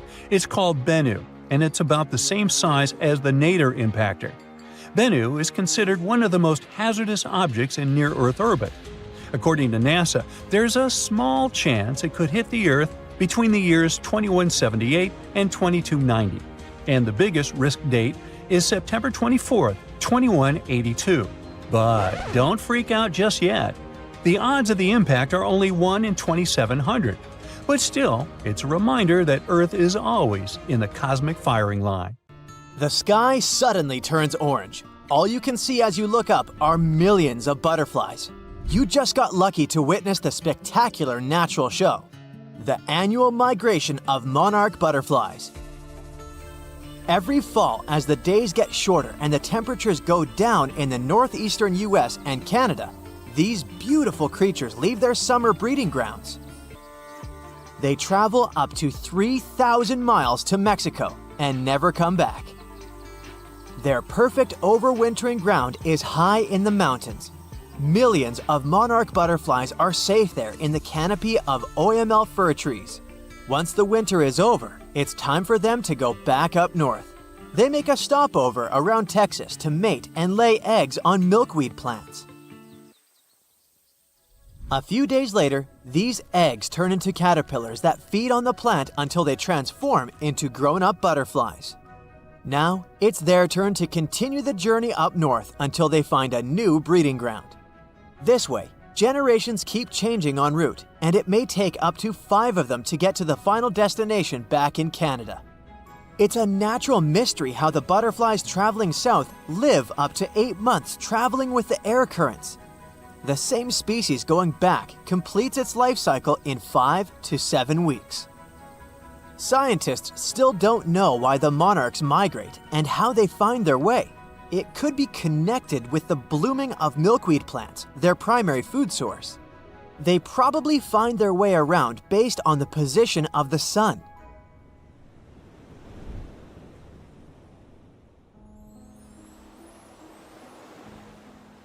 Humpback whales are real champions when it comes to migration and size among mammals. They cover a distance of up to 5,000 miles following their lunch. In the summer, they move towards the poles to colder waters, where there's plenty of krill and small fish. In the winter, they go south towards the equator's tropical waters. They also travel to mate. They have specific locations where they gather to do it. During the winter breeding season, you can hear male humpback whales sing, most likely to attract females or mark their territory. They produce a long series of calls and can repeat the same song for several hours. When the song changes, all singers that are currently migrating pick up the new tune. It's amazing how they do it when the distance between groups can be over 3,000 miles. Sea turtles migrate for more sentimental reasons. For hundreds of millions of years, these cute family guys return to the exact place where they were born to lay their eggs. They can cover up to thousands of miles, mostly when the seasons change and the waters are of a comfortable temperature. It could take them years, since some of them travel across the Pacific Ocean between Indonesia and the west coast of the United States and Canada, which is a total of 10,000 miles. But how do they find the exact spot they need if their parents can't just send them a geotag? Scientists have found out that they navigate using the invisible lines of the Earth's magnetic field. It turns out that each part of the coastline has its unique magnetic characteristics. The turtles remember theirs and travel using their internal compass. The magnetic field changes slowly but surely, so they have to shift their nesting sites accordingly. Salmon are born in freshwater streams and move to the ocean as juveniles. Atlantic salmon are brown and spotted as they cover hundreds of miles in fresh water and turn silvery in the ocean, where they travel for up to 1,000 miles. Adult salmon stay in the ocean for 1 to 5 years, feeding mostly on zooplankton. Then it's time for them to go back to freshwater to spawn. On their way back to the breeding grounds, they have to ascend thousands of feet against the current in mountain streams. This challenging journey is called a salmon run. They set on this run because they know the stream they're headed to will be good for spawning, and they'll meet the right species to mate with. Young salmon remember the smell of their home stream and probably even take note of various points along the way to the ocean to find it again. Just like sea turtles, they use the Earth's magnetic field as a compass for their travels. Pacific salmon and most male Atlantic salmon only live for a few weeks after spawning, and some female Atlantic salmon survive and migrate back to the ocean. Caribou, better known as reindeer, are the champs when it comes to migration distance among land mammals. Every spring, they cover a distance of around 400 miles in Alaska, from their winter to their summer feeding grounds. Individuals cover up to 3,000 miles, but herd migration is way more spectacular. The largest herd has at least 260,000 members, and its migration territory covers an area larger than California. Scientists put radio tracker collars on some herd members and take thousands of photos to count them all.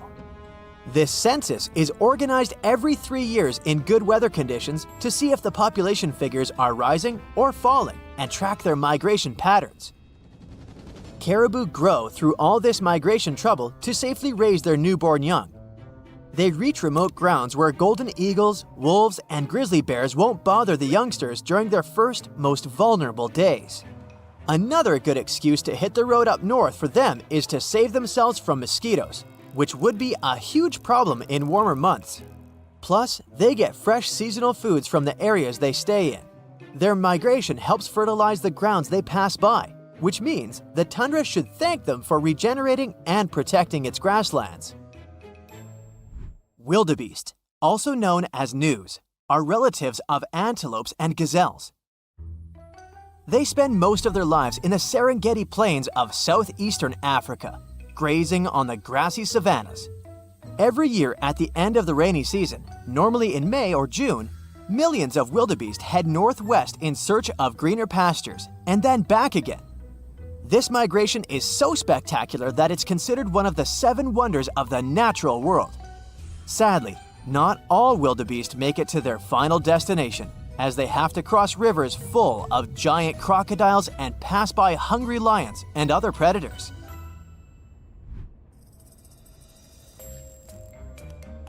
If you look at dragonflies' migration routes, you can call them real globetrotters.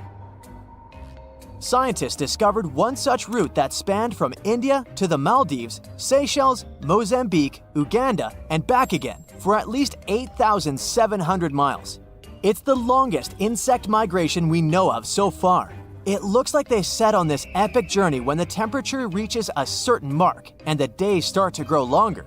They seem to be following the rains as they start during the monsoon season in India and arrive for the rainy season in eastern and southern Africa. One fragile insect cannot complete the whole trip, so it turns into a sort of relay race that includes 4 generations of dragonflies. Each generation plays its role in the journey. Scientists can't put radio trackers on dragonflies as they do with other animals because the insects are too small. So, to put together the migration route puzzle, they analyzed 21 years of data from volunteer citizen scientists and also wing samples from museums. Each of the samples had a chemical code that could roughly tell where the insect was from. This data helped the scientists understand how far this or that insect traveled as an adult. Elephants are known to have traveled across Africa for centuries.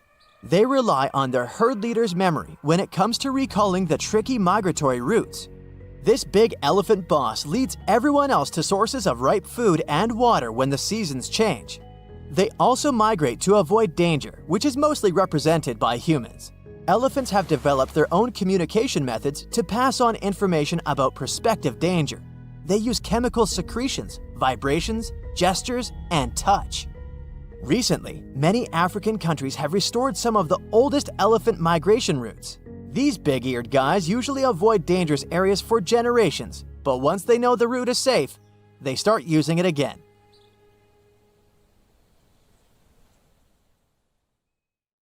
Okay, let's try something together. Open any world map you have available. It can be the one you find in your bookcase or even an online version. Take a look at the vast area covered by water. That's 71% of the Earth's surface. And all that is salt water from the world's oceans. There aren't any borders between the 4 oceans we've all come to know. But oceanographers and the world's countries did traditionally split these waters into 4 distinct regions: the Pacific, Atlantic, Indian, and Arctic Oceans.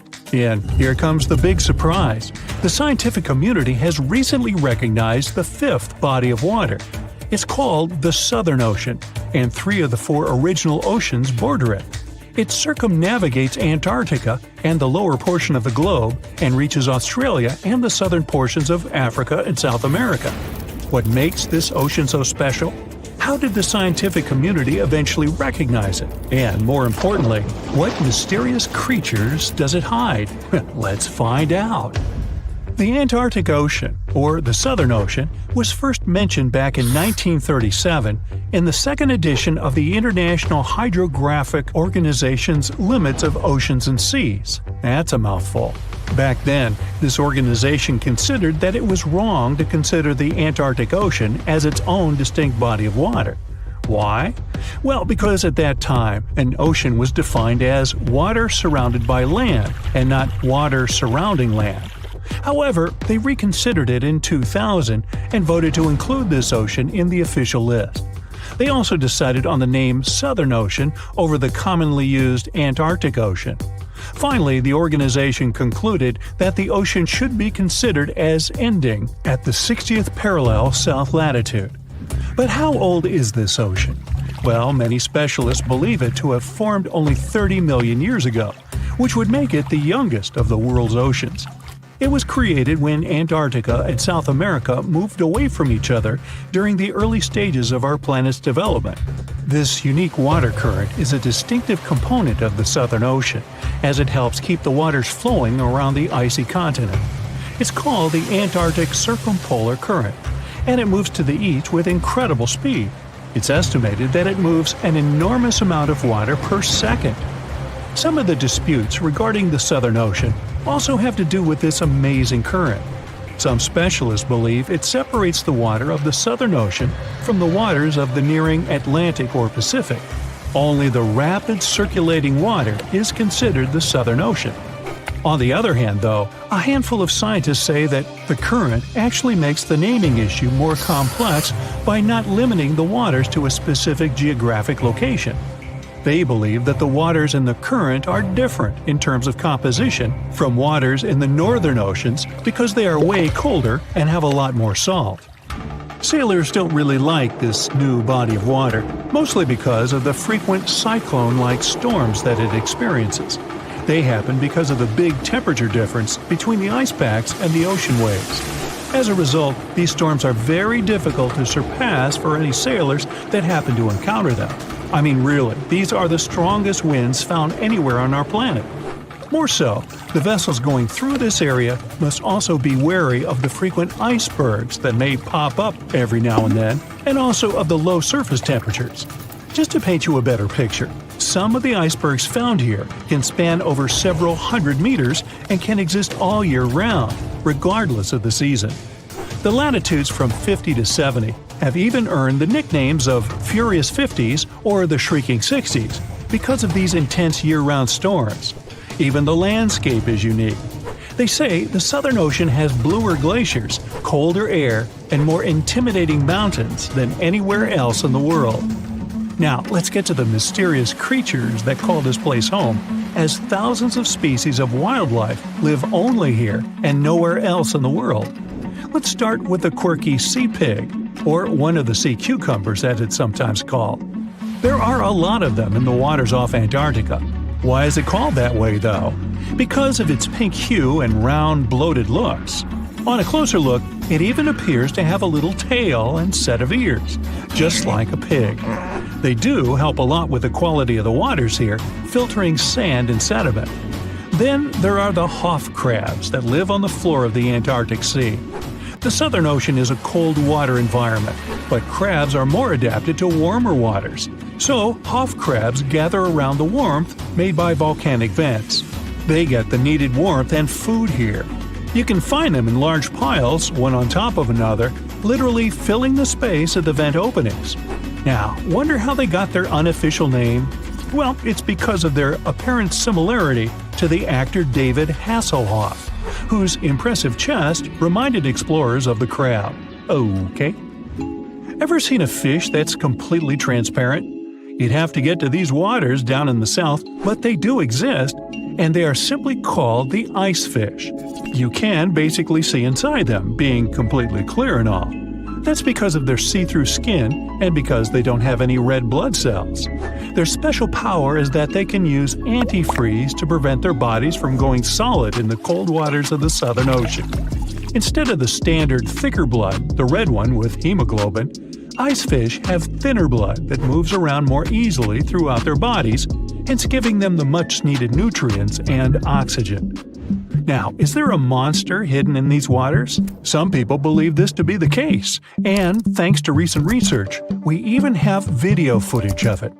Some Australian researchers stumbled upon a bunch of weird-looking creatures that were swimming near the seafloor of the Southern Ocean. This pink blob-like fish seemed to be propelled by a little pair of fins. To quote them on it, it seemed to resemble a chicken just before you put it in the oven. I'm not sure I even want to know what that looks like. It took them some time and research to identify the monster. It's a shy species of sea cucumber, known more by its creative nickname, the headless chicken monster. We've known this creature has existed since the late 1800s, but we've barely ever seen it. And we've only ever captured it on tape once before when it was spotted in the Gulf of Mexico, which is quite far from the waters off the coast of East Antarctica. There's so much we don't know about this creature, like how many of them exist in our waters and how they live, eat, and reproduce. Ever heard of the emperor penguin? It's not a penguin species that just happens to have a crown on its head, if that's what you're thinking. But they are one of those penguins that inhabit this specific location and are also the largest species of their kind altogether. What makes them special is that they make their colonies on the sea ice, and most of them never step foot on land. More so, penguin dads lose almost half their weight while incubating the eggs. They're also fascinating swimmers, able to dive deeper and longer than any other bird, up to 700 feet. Not to mention they can stay submerged for up to 18 minutes at a time as they gather food. We have yet to uncover all the secrets of the mysterious Southern Ocean, but it's clear that it's home to some unique and fragile marine ecosystems. Recognizing it as a new ocean could be one way to focus the public attention on it and help its conservation. It's 9:59 a.m. when a man is jolted awake in his bed by a powerful, mysterious force. While he's trying to figure out what's going on, a giant 100-foot-tall column of water is already surging toward his hometown. In 20 minutes, most of his friends and family members will lose their lives when a sky-high wall of water sweeps away buildings, trees, and cars. And it can happen to you at any given time. It's the day after Christmas in 2004. Thousands of tourists from Europe and America are enjoying tropical beaches in Thailand, Sri Lanka, and Indonesia when a powerful undersea earthquake strikes off the western coast of northern Sumatra, Indonesia. It's a 9.3 magnitude earthquake, the most powerful ever recorded in Asia. It triggers one of the largest tsunamis in history, the Boxing Day tsunami, which will take the lives of 230,000 people within a few hours. The city of Banda Aceh in Sumatra, Indonesia, home to 260,000 people, is the closest to the earthquake's epicenter. In less than half an hour after the quake, huge 10-story tall waves crash into the city. More than 60,000 people lose their lives immediately. The destruction is so severe that almost no one in its path survives. Next, the tsunami hits Thailand. The waves, rushing at a mind-boggling 500 miles per hour across the Indian Ocean, reach the shores of Phang Nang and Phuket about 90 minutes later. Despite such a significant time gap, both locals and tourists are caught totally off guard. Many beachgoers even walk out onto the beach, curious about the strangely receding sea, only to be overtaken by a towering wall of water. Nearly 5,400 people, including 2,000 foreign tourists, won't survive that day in Thailand. An hour after Thailand, the tsunami hits southeastern India near Chennai. Debris-filled waves push miles inland, taking the lives of more than 10,000 people. Sri Lanka faces even worse devastation.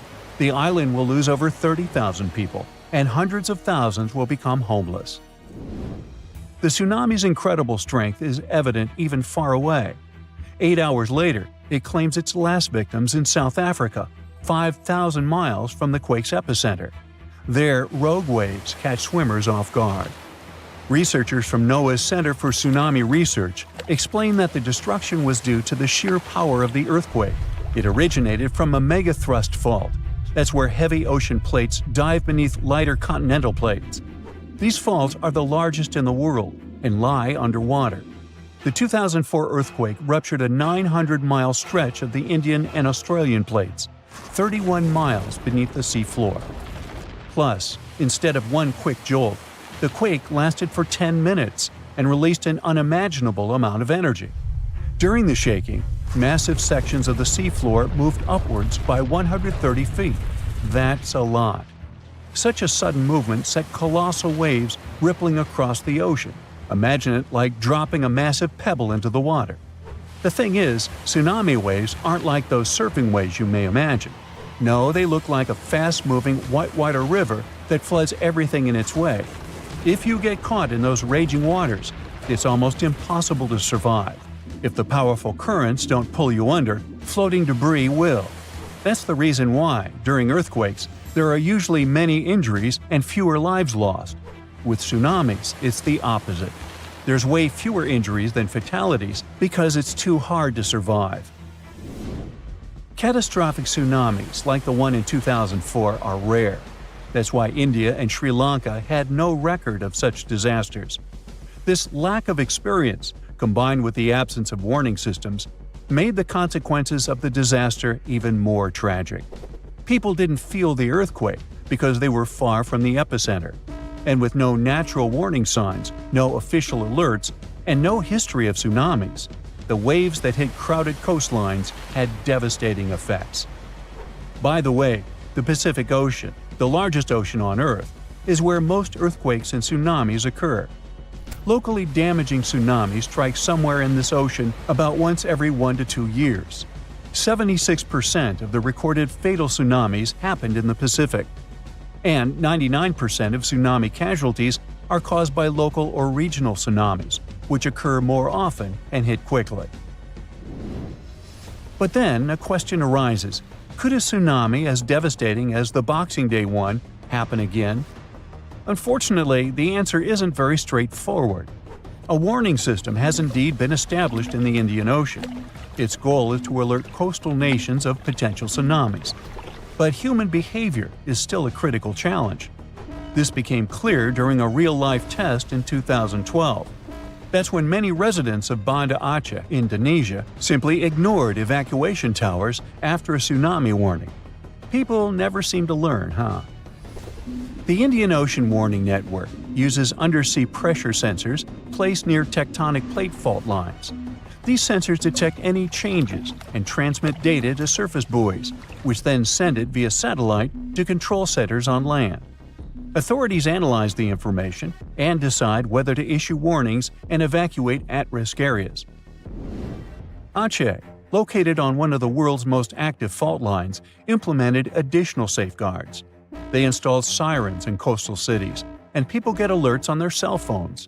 Plus, there are evacuation towers, reinforced concrete structures capable of holding 500 people. They are special safe zones. Authorities did test how well prepared people were. In 2009, 18 Indian Ocean countries participated in an evacuation drill, simulating a large earthquake. Thousands of coastal communities took part in this drill, and officials concluded that the exercise had been a success. Fast forward to the system's first real test in April 2012. An 8.6 magnitude undersea earthquake west of Aceh triggered tsunami warnings. And even though there were no significant waves, the whole situation revealed critical flaws. Many residents ignored evacuation towers, choosing instead to flee by car or motorbike. This led to citywide traffic jams, with people getting stranded in areas vulnerable to a potential tsunami. It was chaos. Some residents even went back to the beach to look for the signs of a tsunami, which is a life-threatening mistake. So apparently, there is still a lot of work to do when it comes to tsunami survival. But what you need to know by heart is the signs of an impending tsunami. First of all, it's severe ground shaking. Strong earthquakes near coastal areas can generate tsunamis. If you notice that water on the beach starts to recede at an alarming rate, exposing the ocean floor, reefs, and stranded fish, run. Then there might be unusual ocean sounds. Keep in mind that a loud roaring noise, resembling a train or jet engine, may accompany an approaching tsunami. If you notice any of these warning signs, Do not wait for official evacuation orders. Leave low-lying coastal areas immediately and move to higher ground as fast as possible. If you're at home, make sure your family members know about the tsunami and follow official guidance. You should remember that locally generated tsunamis may strike within minutes. You have to act quickly. If it's a distant tsunami, you may have more time to evacuate. If you don't have an opportunity to move inland, hide in high reinforced concrete buildings. Avoid staying in small buildings or homes in low-lying areas. If you're on a boat, stay offshore. Tsunami activity isn't as dangerous in deep water, so avoid returning to port during a tsunami warning. If you're already in port, check with harbor authorities for guidance. If it's possible to move to deep water, do it in an orderly manner. It may be safer for small boat owners to leave their vessel and move to higher ground. And always, prioritize moving to higher ground over saving your belongings. If you live in a coastal area, you can take some measures to protect your property in advance. Since most tsunami waves are under 10 feet, you may consider elevating your house. It can reduce damage. You can also consult an engineer to assess and reinforce your home. And finally, don't forget to protect outbuildings too, and create fences that will allow animals to reach higher ground. Most rivers in the world flow into the sea, but the Okavango in Africa takes its massive waters right into the Kalahari Desert. And it looks like this river manages to do the impossible and defies gravity. The Okavango starts in the highlands of Angola, runs for 1,000 miles like any other normal river, and then drops into the largest inland delta on Earth, known as the Okavango Swamp. The delta has land slopes dropping at nearly 150 feet, which is about half as tall as the Statue of Liberty. The area where the Okavango Delta is now used to be part of a lake that dried up around 2,000 years ago. It takes the Okavango water several months to complete its journey, and the landscape there is never the same. The first European to have found the delta was the Scottish explorer David Livingstone. Yeah, the Dr. Livingstone, I presume, guy? That's him. When he first saw it, he was shocked as he noticed that the water seemed to be flowing backward and even uphill. He saw two strong watercourses connecting the Okavango to the wetland systems to the east. Decades later, other explorers saw them completely dry. Several years later, the watercourses were full again, and they kept emptying and filling up, sometimes changing direction. Scientists managed to explain this mystery when they found a hidden network of faults, part of the Great Rift Valley, under the sand. When major earthquakes happen, like the one in Indonesia in 2004, the Earth sets off a chain reaction. Tiny cracks underground shift just enough to send a trickle of water down the river, and a flood begins, raising the water levels. Plus, in May and June, when winter begins in the southern hemisphere, floods bring more fresh water and life to the swamp.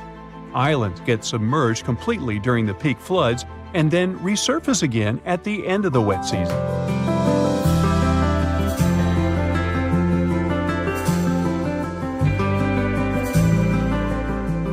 Wildlife just loves all the water in the delta, and you can often see migratory elephants bathing among pink lily pads and silverfish, bream, barbels, and other fish.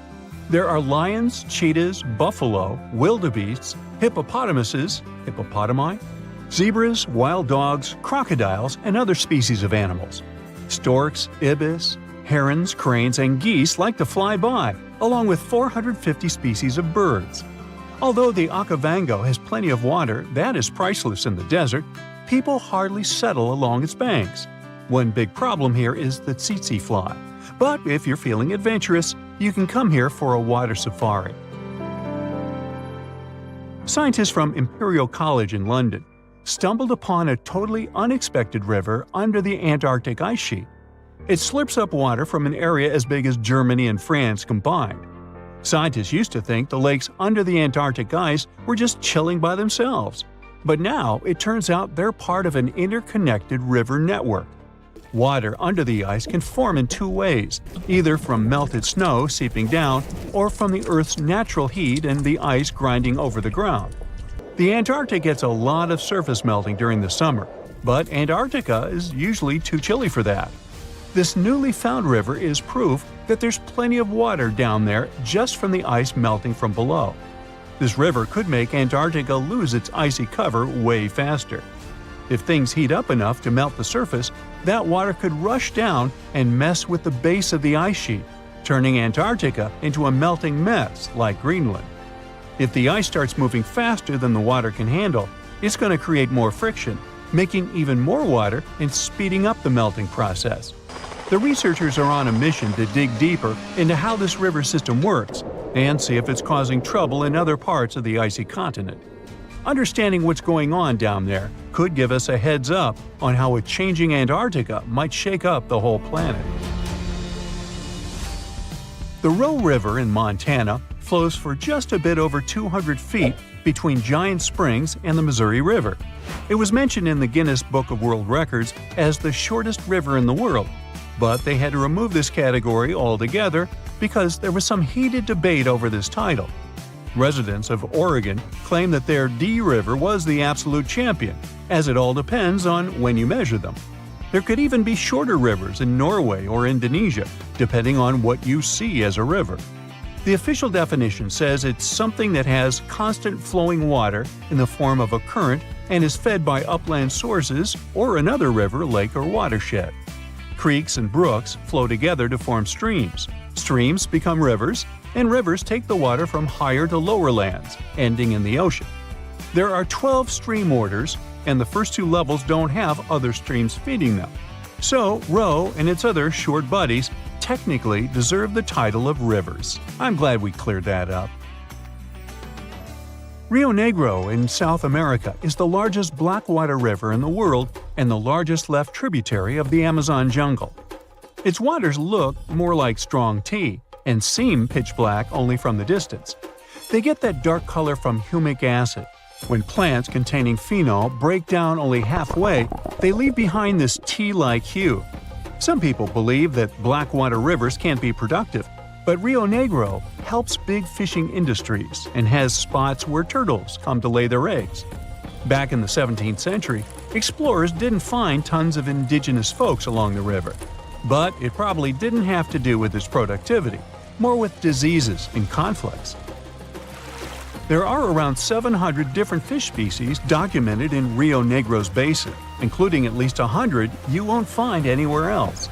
A bunch of those fish end up in aquariums, like the super popular cardinal tetra. There is a canal connecting Rio Negro and the Orinoco, which is another major river in South America.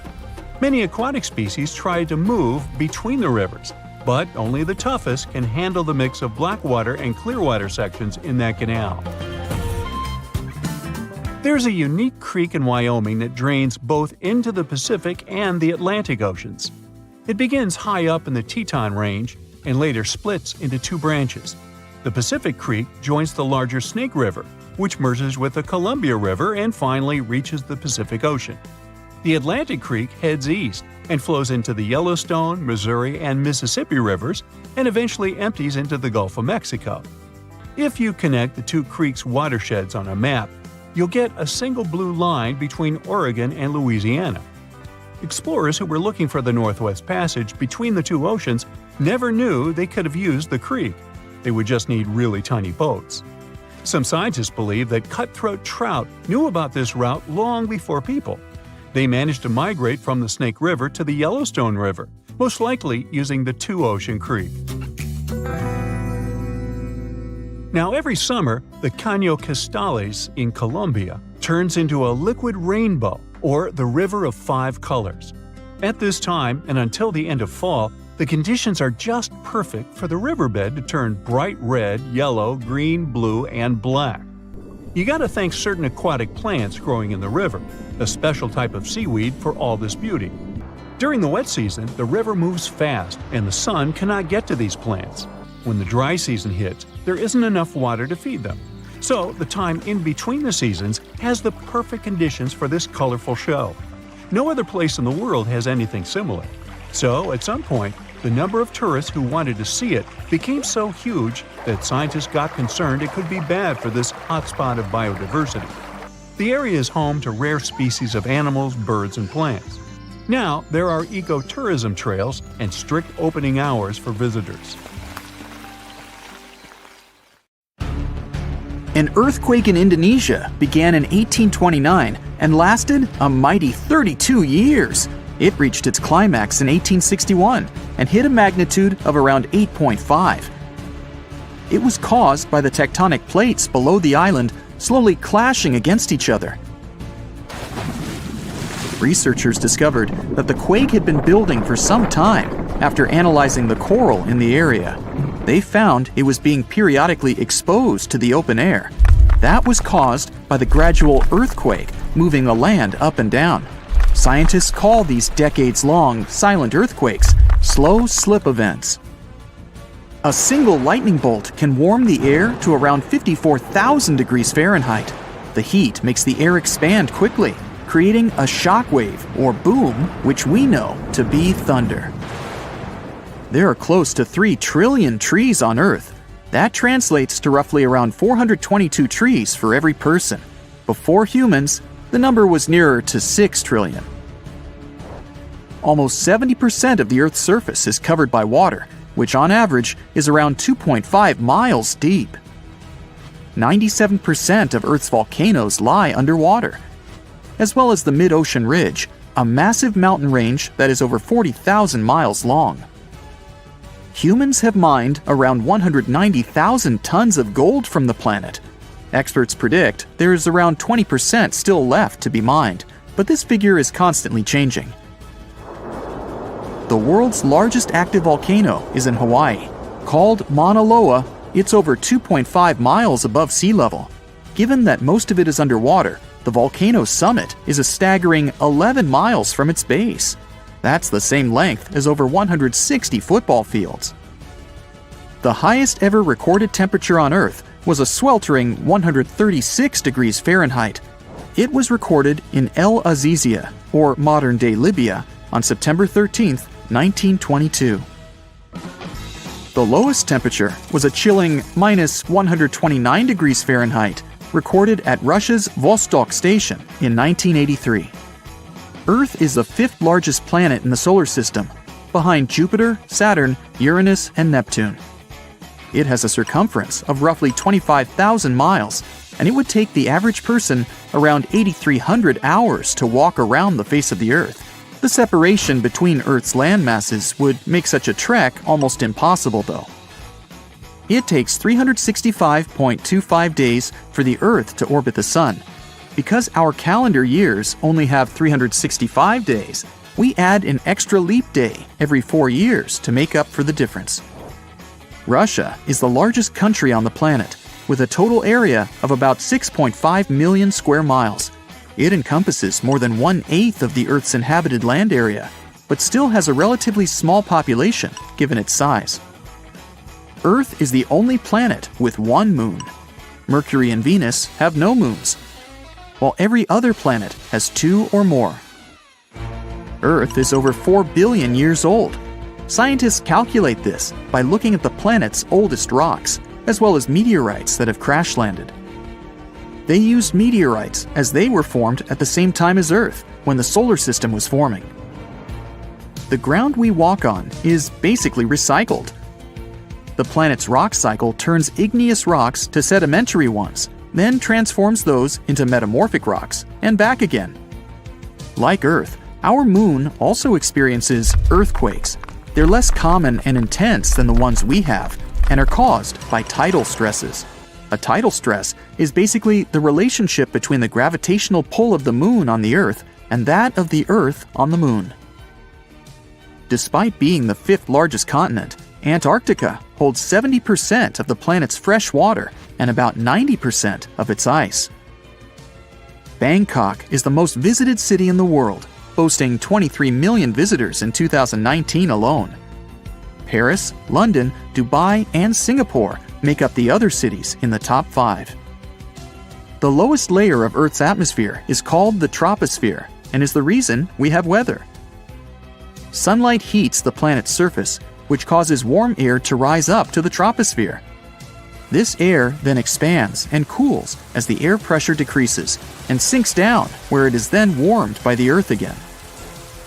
Coral reefs are the largest living structures on the planet, with some even being visible from space. Coral reefs hold the most species per area of any of Earth's ecosystems, even more than rainforests. Earth got its name around 1,000 years ago, and it comes from the German word meaning the ground, but there's no evidence to show who actually named it. Of all the planets, Earth is also the only one which is not named after a Greek or Roman deity. The deepest point of the ocean is the Mariana Trench. It's a whopping 7 miles below sea level. Coastlines cover about 20% of U.S. land, but are home to more than 50% of the U.S. population. The Earth isn't actually a sphere. It's more like a squished ball that bulges at the equator. The bulge is caused by the force of the Earth spinning, which makes the north and south poles slightly flat. The Earth spins on its axis, which is basically an imaginary straight line. Earth has seasons because the axis is tilted, causing the sun's rays to hit different parts of the planet more directly, depending on the time of year. If the sun was as tall as a standard door, the Earth would be around the size of a nickel. The Earth's rate of rotation is gradually decreasing. It's happening so slowly that it would take as much as 140 million years for the length of a day to increase to 25 hours. Get equipped for any season with brand new Brightside merch. Click the link and grab your print. The biggest animal on Earth is the Antarctic blue whale. It can reach lengths of 100 feet and weigh up to 400,000 pounds, which is around the same as 33 elephants. The temperature at the center of the Earth is around the same as the surface of the Sun, at almost 10,000 degrees Fahrenheit. Earth is around 10,000 times older than humans. Earth is around 4.5 billion years old, whereas humans have been around for, at most, 450,000 years. There are around 34,000 known species of fish.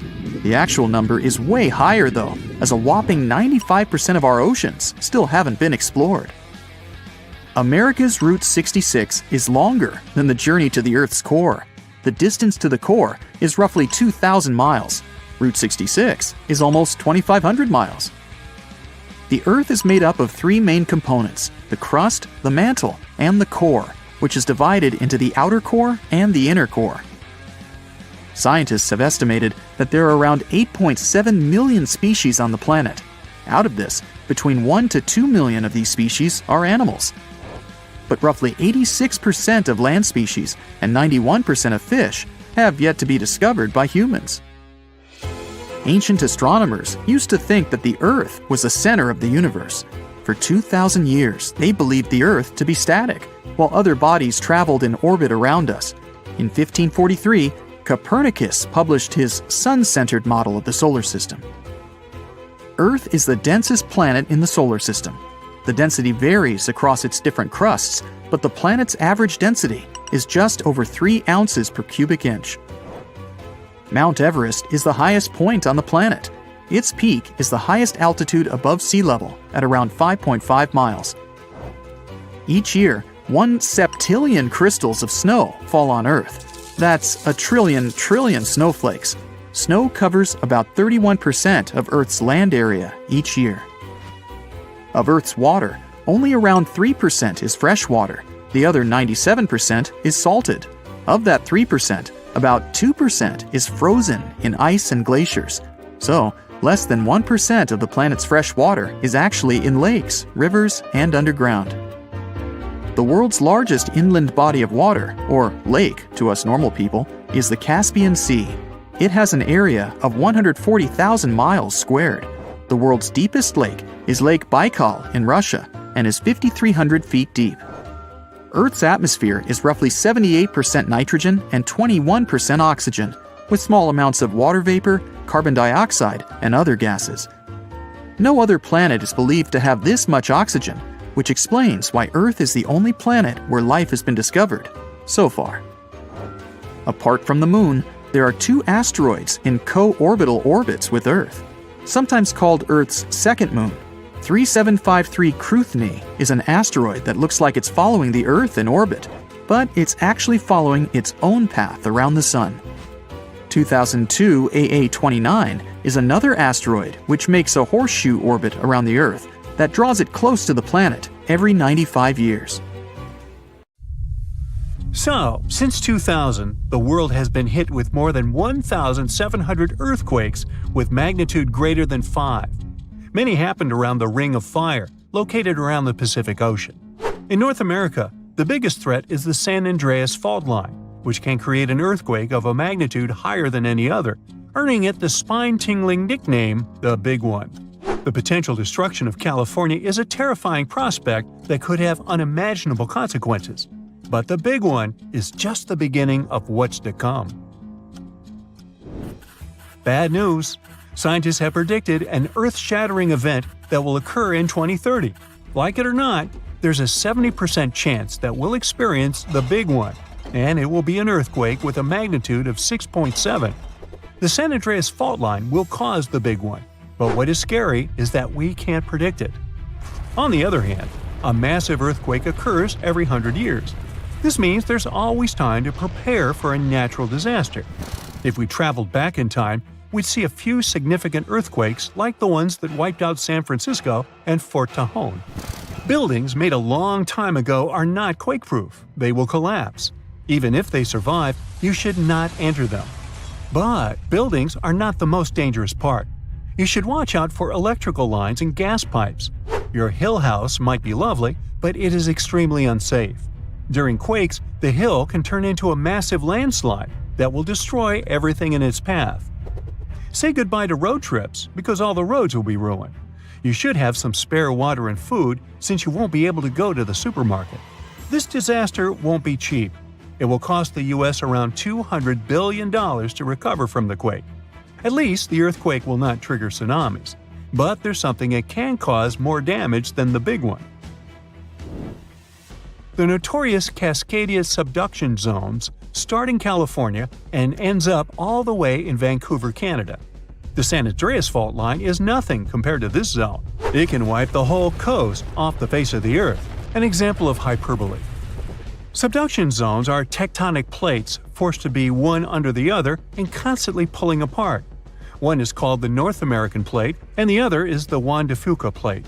Zones like these are not to be messed with, since they are terrifying hotspots for earthquake activity and extremely dangerous because they cause massive underwater quakes.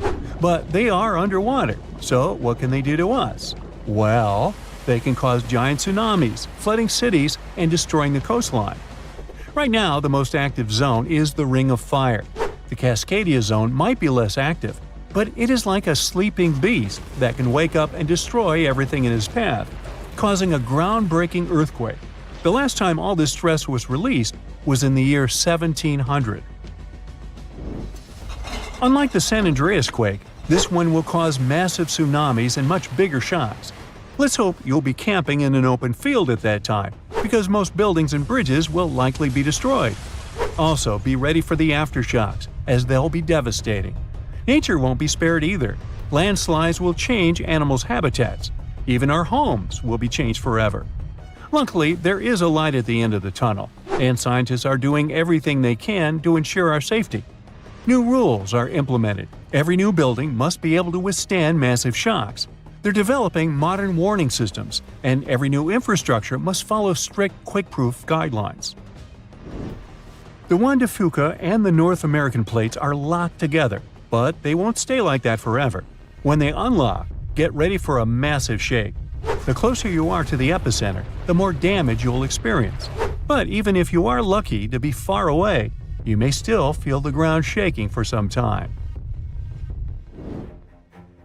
Now, if we compare the Cascadia subduction zone and the San Andreas Fault, we'll see how much more dangerous the Cascadia zone is.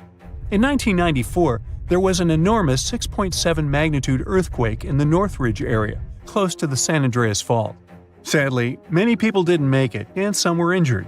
Back then, buildings were not strong and earthquake-proof, and many of them were damaged. The Cascadia subduction zone can potentially cause a magnitude 9 earthquake. A magnitude 6 quake has the power of around 44 million pounds of dynamite, but a magnitude 9 has the power of 44 trillion pounds of dynamite. The strongest ever recorded quake was in Chile. Its magnitude measured 9.5, and it destroyed most everything. So let's say you've survived the quake, but the struggle is far from over. Soon after, a massive tsunami will strike, with waves that might reach up to 100 feet in some areas. That's so unlike the San Andreas earthquake, which can't produce any significant waves. So say goodbye to your beautiful garden, since salt water will destroy trees and plants, changing the environment for a period of time. The only positive thing will be you won't need Halloween decorations, because all those dried-out trees will resemble a ghost forest. The combination of waves, quakes, and the sheer size of the area will make this natural disaster much more dangerous than any caused by the San Andreas Fault or the so-called Big One. A quake similar to this happened around 300 years ago. Many more have been recorded in the past 3,500 years, proving that they continually occur every 400 to 600 years. So, technically, we have around 100 to 300 years before the next big one hits. We still have no idea how exactly the Cascadia subduction zone works, because we discovered it in 1970. This zone is super scary because it can cause big earthquakes. It was found by accident when researchers studied the Ring of Fire. They wanted to know if this area had caused any trouble in the past years, and the proof was under their noses. In Washington, there is a horror forest where nothing has been growing for years. When researchers tested the soil, they found a tremendous amount of salt. They put 2 and 2 together and concluded that a massive tsunami had been the reason. Experts still didn't know when the forest was destroyed, but Japan kept records of a gigantic earthquake that had a similar effect. It was the one that happened in the year 1700. There is a 1 in 3 chance that the next one will occur in 2050. You must know how to survive the Canadian earthquakes and make it out unscathed, so listen carefully. Those who live in this area have almost no experience with earthquakes like this one. Surviving the quake is relatively easy, but the tsunami coming afterwards is the real danger. After the shake, find the highest ground and go there. Only bring the essentials, like food and water. Yeah, leave your baseball card collection at home. After the first hit, don't try to go down. Seismologists say that most likely there will be a few more waves, and they have proven this. On the 22nd of May 1960, seismologist Jerry Eston and his 4 friends went to Hawaii to see an expected tsunami that was to happen around midnight. They set up their gear on Wailuku Bridge with an escape route planned. This bridge had been destroyed in the previous tsunami, but the new one was much taller and better. After midnight, the water was 4 feet above the average level. The second wave hit a half hour after midnight, and the water rose another 9 feet by 1 a.m. The water started going down and dropped by 7 feet, but the horror was far from over. Next, they saw a wave that was around 20 feet tall. This shows us that tsunamis are unpredictable, and we should listen to experts to stay safe. So look at this narrow passage between the north of Morocco and the southern part of the Spanish region. It's called the Strait of Gibraltar. There are only 8 miles between the 2 continents, but for some reason, there's no bridge, despite people having been dreaming for centuries about connecting these 2 regions. There are places in the world where a bridge over water stretches for a much greater distance.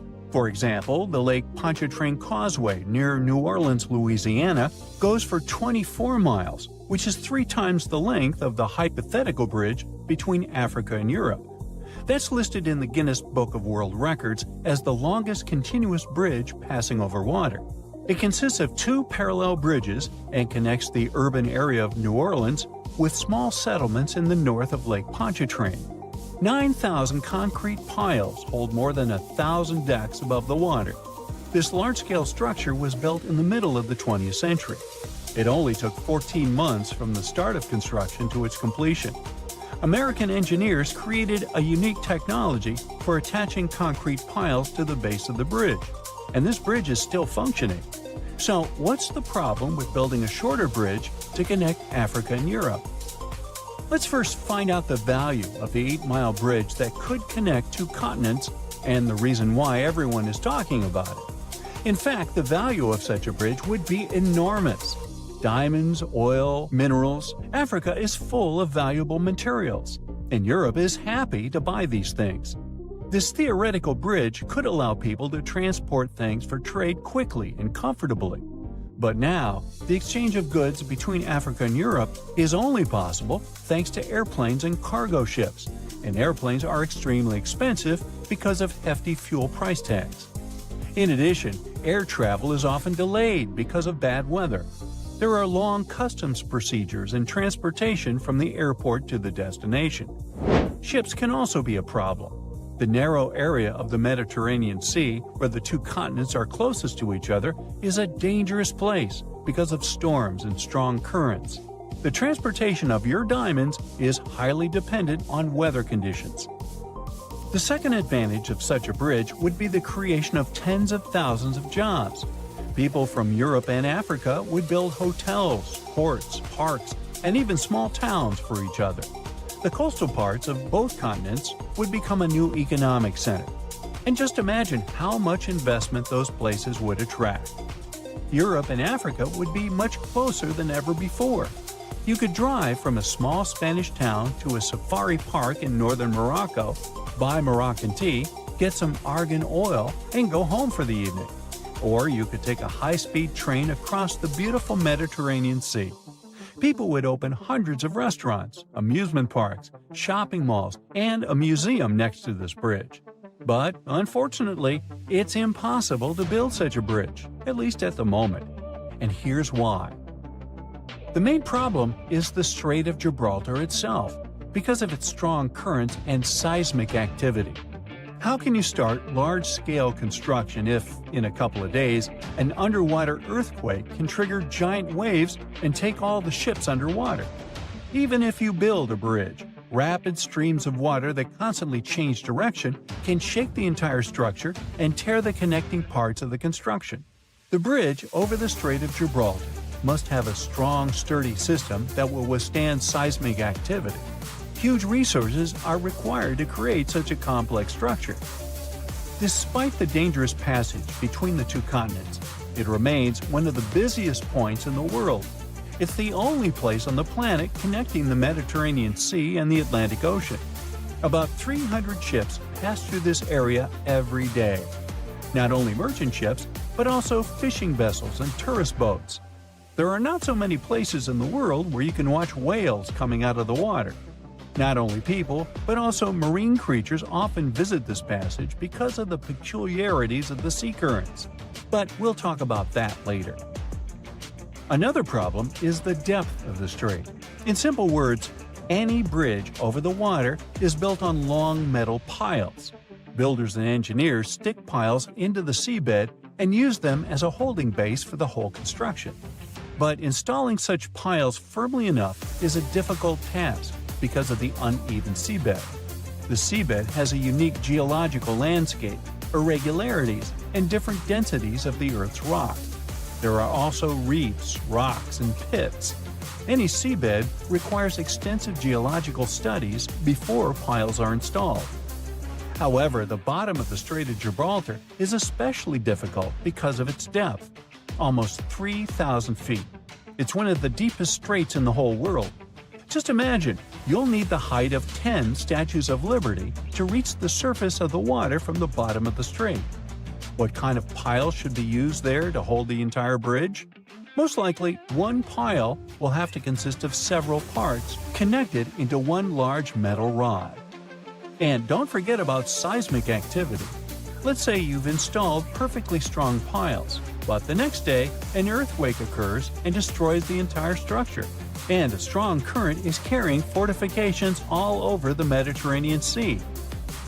The next problem is probably the most important one, because it concerns marine life. The Strait of Gibraltar has a high salt content. This natural element makes water heavier and makes it descend to the bottom of the deep Mediterranean basin. Then, this salt water pushes up cold water from the seabed into the Atlantic Ocean. These changes in water density, as well as fast currents, create sea vortices and turbulence. It's like a raging cauldron of cold water that raises a lot of nutrients to the surface. The hollows and hills of the Strait of Gibraltar are filled with different substances and sunlight, and this creates ideal conditions for the formation of phytoplankton. Whales, dolphins, and other marine creatures adore this delicacy. That's why you can see about 7 species of whales and dolphins in this place. What might happen to phytoplankton after the start of global construction? Carbon dioxide, crushed rock, tons of dust and ashes, falling building materials. All of this could significantly pollute the environment. Without phytoplankton, many fish would go extinct. Without fish, thousands of fishers wouldn't be able to get food and earn money. But even if the bridge was built, cars and trains would continue to pollute the air and water.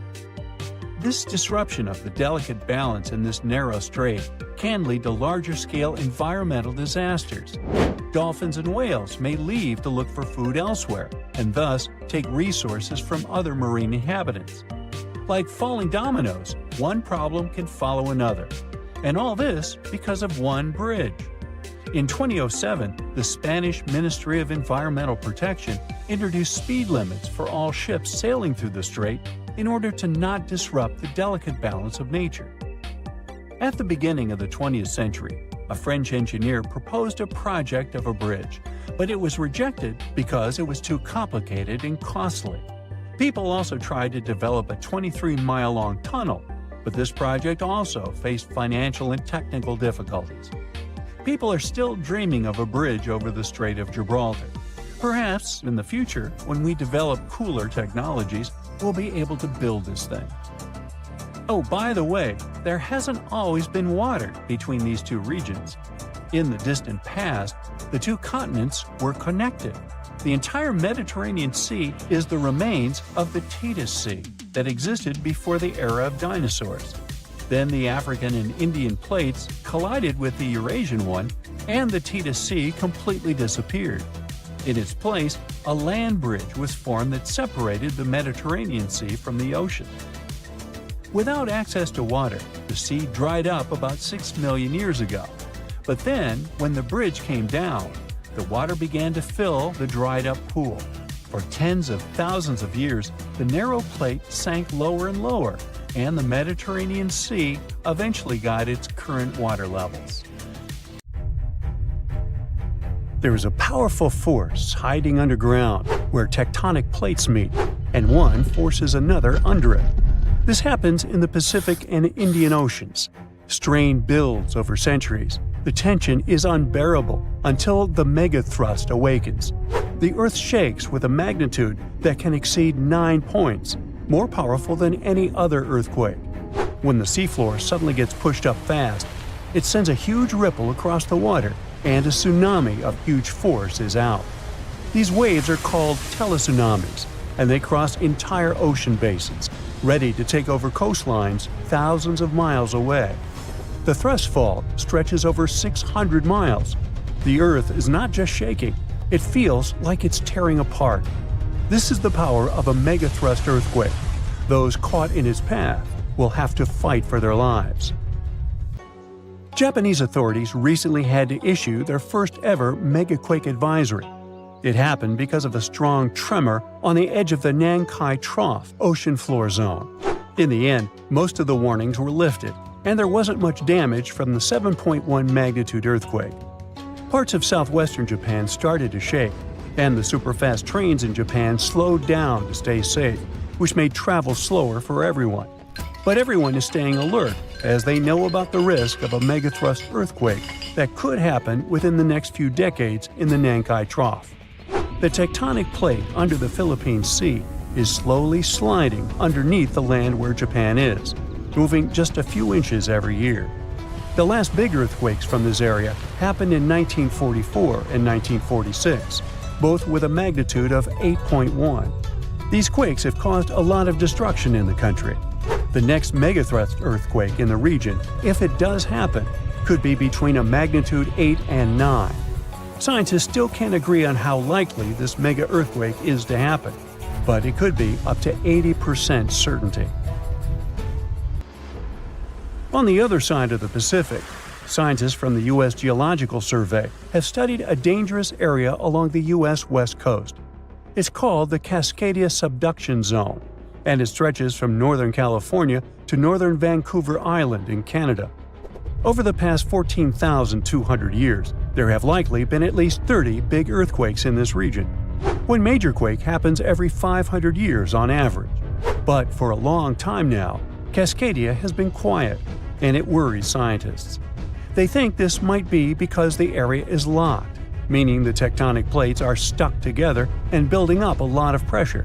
Eventually, the part of the seafloor could suddenly break and move by several feet. The shaking would be just 5 minutes, but it would create a powerful tsunami as the seafloor shifts that would last for 10 hours. If it happens, it's going to be the worst natural disaster in the country's history, according to experts. The ground on some inland hills could turn into something like quicksand. This would cause the hillsides to slide and crumble, taking down roads and bridges. Around 620,000 buildings could be badly damaged or even collapse, including about 100 hospitals and 2,000 schools. People in Washington state might have to take care of themselves without help for 2 weeks, finding food, water, and shelter on their own. Scientists are studying slow slip events, where the tectonic plates move very slowly over weeks or months, releasing some energy but not enough to stop a big one. Every time the magnitude of an earthquake goes up by just one number, the energy it releases is 40 times bigger. So we'd need about 1 million small earthquakes every day for 500 years straight to release the same energy as one huge magnitude 9 earthquake. But these small earthquakes might be clues that a bigger earthquake is coming. To better monitor the Cascadia Fault, experts are mapping the fault more accurately and adding better monitoring tools offshore. Scientists receive over $10 million to install seismic sensors and seafloor pressure gauges on a fiber optic cable off the coast of Oregon. The goal is to be ready to warn people and potentially save lives when a big earthquake strikes. A sharp megathrust earthquake happened in this part of the world in 1964. It went down in history as the Great Alaska Earthquake and had a magnitude of 9.2. It lasted for more than 4 minutes, making it the most powerful earthquake in the history of the U.S. and North America. The ground shook so hard that it caused huge cracks and landslides. In Anchorage, many houses, buildings, and roads were destroyed because they weren't built to handle such a big earthquake. In some places, the land was permanently changed. For example, the coastline near Kodiak and Hinchinbrook Island was lifted by 30 feet. In other areas, like Gerwood and Portage, the ground sank by 8 feet. They had to rebuild roads higher so they wouldn't be flooded by the time. A huge 27-foot tsunami wiped out the entire village of Chiniga. Many coastal towns were heavily damaged, not just by the earthquake, but also by tsunamis and the fires that followed. After the main earthquake, there were thousands of smaller aftershocks for months. A moderate earthquake of magnitude 4.4 shook Los Angeles in August 2024. Once it was over, the LA Fire Department checked around the city and didn't find any major damage or anyone hurt. In the nearby city of Pasadena, which is close to the earthquake's epicenter, a water pipe burst inside City Hall and everyone had to leave the building. Thankfully, there was no danger of a tsunami. The best we can do to avoid panic in such situations is to be prepared. Japan is one of the places on Earth where earthquakes happen the most because it sits on the edges of 4 tectonic plates. Around 1,500 of these earthquakes each year are noticeable. Because of this, the people in Japan have learned to live with earthquakes. The 1950 law set a rule that buildings should be able to handle earthquakes up to a magnitude 7 without falling apart. An update 30 years later said that buildings should only have minor damage in such earthquakes and still work as usual. But if an earthquake is even stronger, the law says the building's main job is to not collapse and save people's lives. At the most basic level, buildings are made stronger with thicker beams, pillars, and walls so they can handle shaking better. Another technique is placing special pads made from materials like rubber at the base of a building. Some buildings are even built on thick layers of padding that separate them from the ground completely, which helps protect them during an earthquake. A skyscraper might sway back and forth a lot, moving up to 5 feet. To stop it from getting damaged, engineers can add something called dampers every second floor all the way to the top. These dampers are like giant bicycle pumps, but instead of air, they're filled with liquid. When the building shakes, the dampers push against the liquid inside them.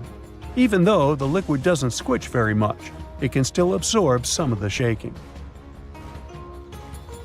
When they're building tall skyscrapers, engineers try to make the structure as simple and balanced as possible. This means having each floor the same height and placing the support columns evenly. But sometimes, architects who design skyscrapers don't want to make these compromises because they have creative ideas for how the building should look. Then they have to find compromise solutions.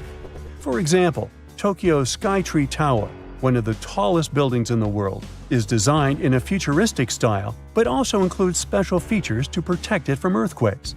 It has a central pillar, like in traditional Japanese pagodas, and seismic dampers that help absorb the energy from an earthquake, keeping the building safe. Surprise! There's more than 7 continents on our planet. Argoland, a hidden continent, may help us understand how our planet will look in the future. To find out how it hid from us and what secrets it holds, well, you'll just have to keep watching. Ready for a mystery? Scientists have been looking for a piece of land that's been missing for over 100 million years. Not exactly newsworthy, since people search for information about our planet's history all the time. You'd think it was probably this minuscule island somewhere in the middle of an ocean. Well, you'd be wrong, because this continent used to be as big as the entire U.S. territory. For a long time, geologists have been wondering whether a massive chunk of contemporary Australia vanished into thin air. Some believed it was simply hiding somewhere on the ocean floor. But thanks to some Dutch specialists and 7 years of investigating, we now know there are bits and pieces of this lost land mixed underneath the lush jungles of Southeast Asia. The continents we see in our geography manuals these days are like scattered pieces of a puzzle. There's even a nice experiment you can conduct to see for yourself. Find a world map online and print it out. Cut out all of the continents and play around with them for a while. You'll see they all fit together. Probably the most striking thing you'll see is how South America perfectly fits near Africa. If you close up the oceans that were formed in the last 200 million years, the continents look like they form a giant letter C. And that C is what scientists call the supercontinent Pangaea. It was swimming in an ocean called Panthalassa, and the inner portion of that letter C had a smaller stretch of water called the Tethys Ocean. It is in this small ocean where things get interesting. Back in the Jurassic period, this vanished continent, which scientists started calling Argoland, vanished and left a hole in Australia, now known as the Argo-Abyssal Plain. Geologists initially believed this was all due to a process called subduction. It's when one piece of the Earth's crust dives under another and recycles it into the planet's mantle. Usually, specialists track this continental vanishing through off-scraping. That's how they figured out, for instance, that India bumped into Asia and gave us the majestic Himalayan mountains. But for Argoland, things were a bit more complicated. Bits and pieces were popping up in places like Myanmar and Indonesia, but they behaved like these time-traveling relics, looking way older than when Argoland supposedly separated from Australia. It immediately raised the question, if one continent can behave so weirdly, how many others are out there doing the same? Thankfully, scientists have now put together the entire timeline of Argoland and figured out its mystery. It didn't sink or get swallowed up. It simply transformed into an archipelago, breaking into smaller pieces, called microcontinents, and floating away from Australia. These mini-continents then took a little journey before settling down in Southeast Asian jungles. This discovery fits right into the whole Pangaea puzzle. It helps us better understand how continents break up and make up, all in one discovery, revealing secrets of biodiversity and climate back from in the day. If you'd like to find out more secrets about history, civilization, or random day-to-day objects, be sure to like this video and subscribe to the channel. Like, for instance, the mystery behind this invisible species line in Indonesia. It's called the Wallace Line, named after the British explorer Alfred Russel Wallace. Over 150 years ago, Wallace was on a journey around the Malay archipelago, visiting thousands of islands. What he found was that animals on one side of this invisible line were considerably different from ones on the other side. This invisible line is like a wall between marsupials and tigers, for instance, or honey-eaters and trogons.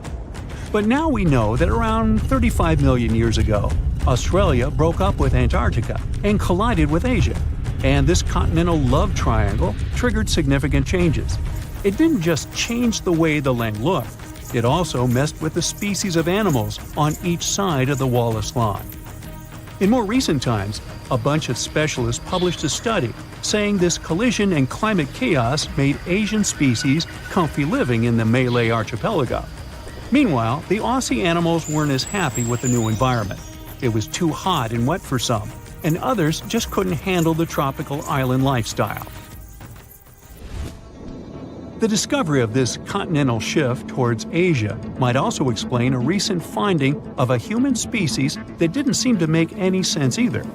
You see, in this hidden cave in the Philippines, archaeologists stumbled upon a new human ancestor.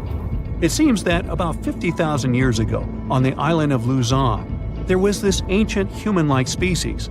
The lead researcher believed this finding was crucial for understanding human evolution in Asia, and it named this new species after the island, Homo luzonensis. Now, here's where it gets a bit confusing. The bones found by archaeologists had one small problem. They had a weird mix of traits that hadn't been seen together in any other hominid species. Smaller teeth, similar to ours, yet hands and feet that were more like our ancient humanoid ancestors. It was those throwback limbs in particular that connected this human species with the long-lost Southern Territory. That's because they have this primitive look, like these hard-to-pronounce guys, for instance. Only these two species are separated by 2 to 3 million years of time in evolution. Many have wondered, is Homo luzonensis really a new species? Not everyone is convinced. But it may also explain why living creatures are also affected by the constant shifting of the land underneath us. Now, just because they haven't changed much during our lifetime, it doesn't mean our continents will look like this forever. They evolved from this large megacontinent, and they'll most likely end up in a similar position in the future. On that note, a geologist from a European university tried to predict the future of Earth's supercontinents. As a starting point, he used an earthquake that occurred in Portugal back in 1755, when tectonic plates behaved a bit differently than they should have. After years of research, he came up with a theory in 2016. He believed that the stitches between these tectonic plates might be coming apart, setting the stage for a bigger rupture. It's like when glass cracks between two holes in a car windshield. If this happens, a subduction zone could stretch from the Mediterranean all the way up past Ireland, bringing volcanoes, earthquakes, and new mountains to these areas. If all goes according to this plan, the Atlantic Ocean will disappear, and so will the Pacific, turning into one large stretch of water. Instead of the 7 continents we know today, we'll get a new supercontinent, which he called Arica, because it would have Australia and the Americas at its heart. Now, it's not the only possible scenario, though. Novo Pangea might be another, and it's easy to foresee. The Atlantic stays open and the Pacific closes. Then there's Amasia. For this one, you'd have to imagine the Arctic Ocean closing and the Atlantic and Pacific staying open. Everything shifts to the north around the North Pole, except Antarctica. One final scenario would be called Pangea Ultima.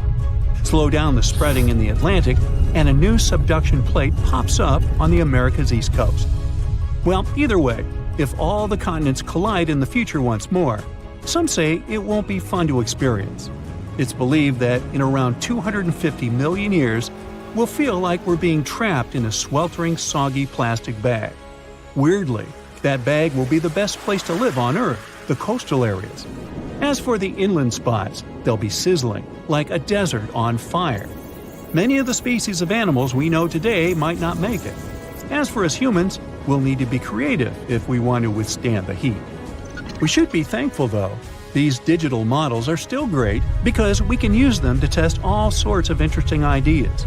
For example, how these supercontinents would mess with tides. Taking future space travels into consideration, these models can help us understand the climates of exoplanets too. Those are located outside our solar system. You have friends over for dinner. You set your drink on the counter and go help your friend set out some desserts. When you get back, you notice the liquid in your cup. It's sloshing around and the ice cubes look like ships on a rough sea. Now you feel it too. On the ceiling, the chandelier is swinging like mad. Then you hear someone scream, "Earthquake!" The house and everything in it is rocking back and forth. You try to run for cover, but the shaking keeps you stuck in place, fighting to keep your balance. The cabinets look possessed, and glasses and dishes fly out and smash on the floor. The bookshelves topple over, and everything hanging on the walls sways and falls off. You duck under the dining room table, trying not to get hurt on all those broken dishes. Yeah, you've been through earthquakes before, but none like this. Checking your phone? Typical, no signal. You can't believe what's about to happen. The screams get louder, and suddenly, the whole house collapses. The biggest earthquake ever recorded happened in Chile in 1960. Disaster came in the afternoon, just when everyone was out enjoying themselves. To cause serious, life-changing damage, you need to have a magnitude of around 7 or so on the Richter scale. This one was 9.5. This part of Chile is smack dab on the so-called Ring of Fire, the most active volcanic and seismic area in the world along the Pacific Rim. The initial shaking lasted around 10 minutes, and after 2 days, many aftershocks were still strong enough to set off a volcano in the south of the country. But that's not where it ended. The earthquake unleashed a series of tidal waves all over the Pacific Ocean, with some reaching over 80 feet high. The waves in earthquake were so strong that they even affected Hawaii, Japan, and the Philippines. It caused around $500 million $1960 worth of damage. Many were left homeless. Much of their infrastructure was smashed too. Buildings as far as the eye could see were toppled, and debris piled everywhere. Scientists estimate that this earthquake was so powerful, it shifted the Earth's axis, making our days 1.26 microseconds shorter. That might not seem like a lot, but think about it. Just one natural disaster was strong enough to make time move. Many of the coastal cities were flattened and floods were widespread. The economy spiraled downward. According to studies, if this earthquake happened today, it caused more than $20 billion in damages. So what would happen if an earthquake twice that size hit without warning? For starters, you'd likely feel the effects even further away. Tidal waves wouldn't just hit the coasts of Japan and the Philippines. They would move even further to China, Korea, Vietnam, and even Australia. And those waves would be significantly higher than 80 feet, perhaps double that. That's like 8 giraffes piled on top of each other, surfing your way. If you lived by the coast, you'd notice the waves. If you saw the water recede way back so you could practically see where all the fish call home, you'd know it was time to run. Chances are that a tsunami's heading your way.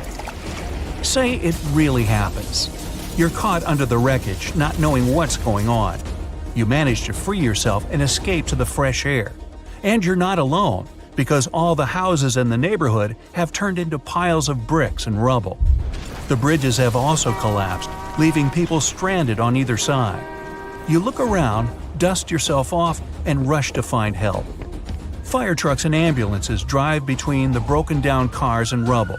You try to make it to your car, but the aftershocks are still hitting, and you're getting tossed to the sidewalk. With all the cell towers down, you can't call anyone on your phone. Your knees are shaking, but you manage to power through. Once you reach your car, you see it crushed under a boulder, like a giant soda can. You continue on foot and eventually reach downtown. It looks as if some giant got angry and knocked all the buildings down. You push forward and try to see if you can find some help. Without warning, your phone vibrates. You check it and see 1,000 notifications about a 20-magnitude earthquake. You're still shaking, but that's all you. The ground is still for now. Uh-oh. You hear something in the distance, racing towards you. To your right, you see tidal waves as tall as buildings charging at you. Still in shock, not knowing what to do, you now come to your senses and run. You don't even know which way to go.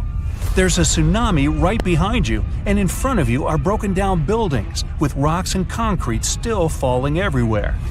Wait, there's a building that's somehow still standing. You need to get on top of that thing. You reach the elevator, but it's jammed. Not surprising. You bolt up the stairs as fast as you can, tripping on broken glass and plaster, but always managing to get back up. You look out a window and see the water. It's so close. You're nearly at the top. A few more flights and whoosh. The water forces its way into the building and drags you down at least 2 floors. You can barely see anything. Still, you know you must swim up. But the water keeps forcing you downwards.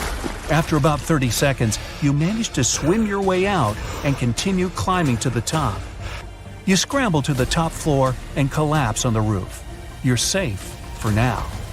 The tidal wave is still going strong, plowing its way through the ravaged city center. Your phone is now waterlogged and useless. You have a perfect 360-degree view of your town covered in water and debris. The ground starts to shake again. Maybe you'll just sit around until this is all over, waiting for the rescue helicopter. But then, a loud explosion that almost breaks your eardrums shakes the ground even more. Off in the distance, smoke is rising, and soon it covers the entire sky. Darkness hides the morning sun. That's when you can see lava shooting up into the air and landing nearby. The lava forms into a river, flowing its way into town block by block. With this much seismic movement and the high intensity of the earthquake, the world's tectonic plates have shifted so that magma is pushing its way to the surface. From the earth, steam begins to vent. Then the heat hits you. You see the magma cover the ground like a blanket, eating up every car in its way. What's worse is that the magma is melting the foundations of the buildings that managed to withstand the earthquake and the tsunami. The buildings in the distance are now sinking and collapsing into the raging lava pool that's replaced your town. One by one, every building descends. That means, uh-oh, the building where you're standing is also swaying. It's about to fail. That's when you see the light. You look up and see a helicopter above in the distance. You wave your arms, run around, jump, anything to get noticed. And it works. The chopper makes a few circles and finally drops you a rope ladder. As you're lifted in the chopper, you take a good look at the world below you as it wriggles around like noodles in a strainer. You land a few miles out and are immediately treated by a doctor in an emergency triage center. You were one of the lucky ones. A year later, the tsunami water has receded. The lava that flowed inland has cooled, but all that magma permanently changed the ground below it, and the whole town is gone. The disaster has thrown the entire country into a financial nightmare that'll last decades. It takes months to survey the town, making sure there's no dangerous electrical wires or busted gas pipes anywhere. They're rebuilding your town farther inland from where the old one was. In other towns, they rebuild directly over the ruins. In others,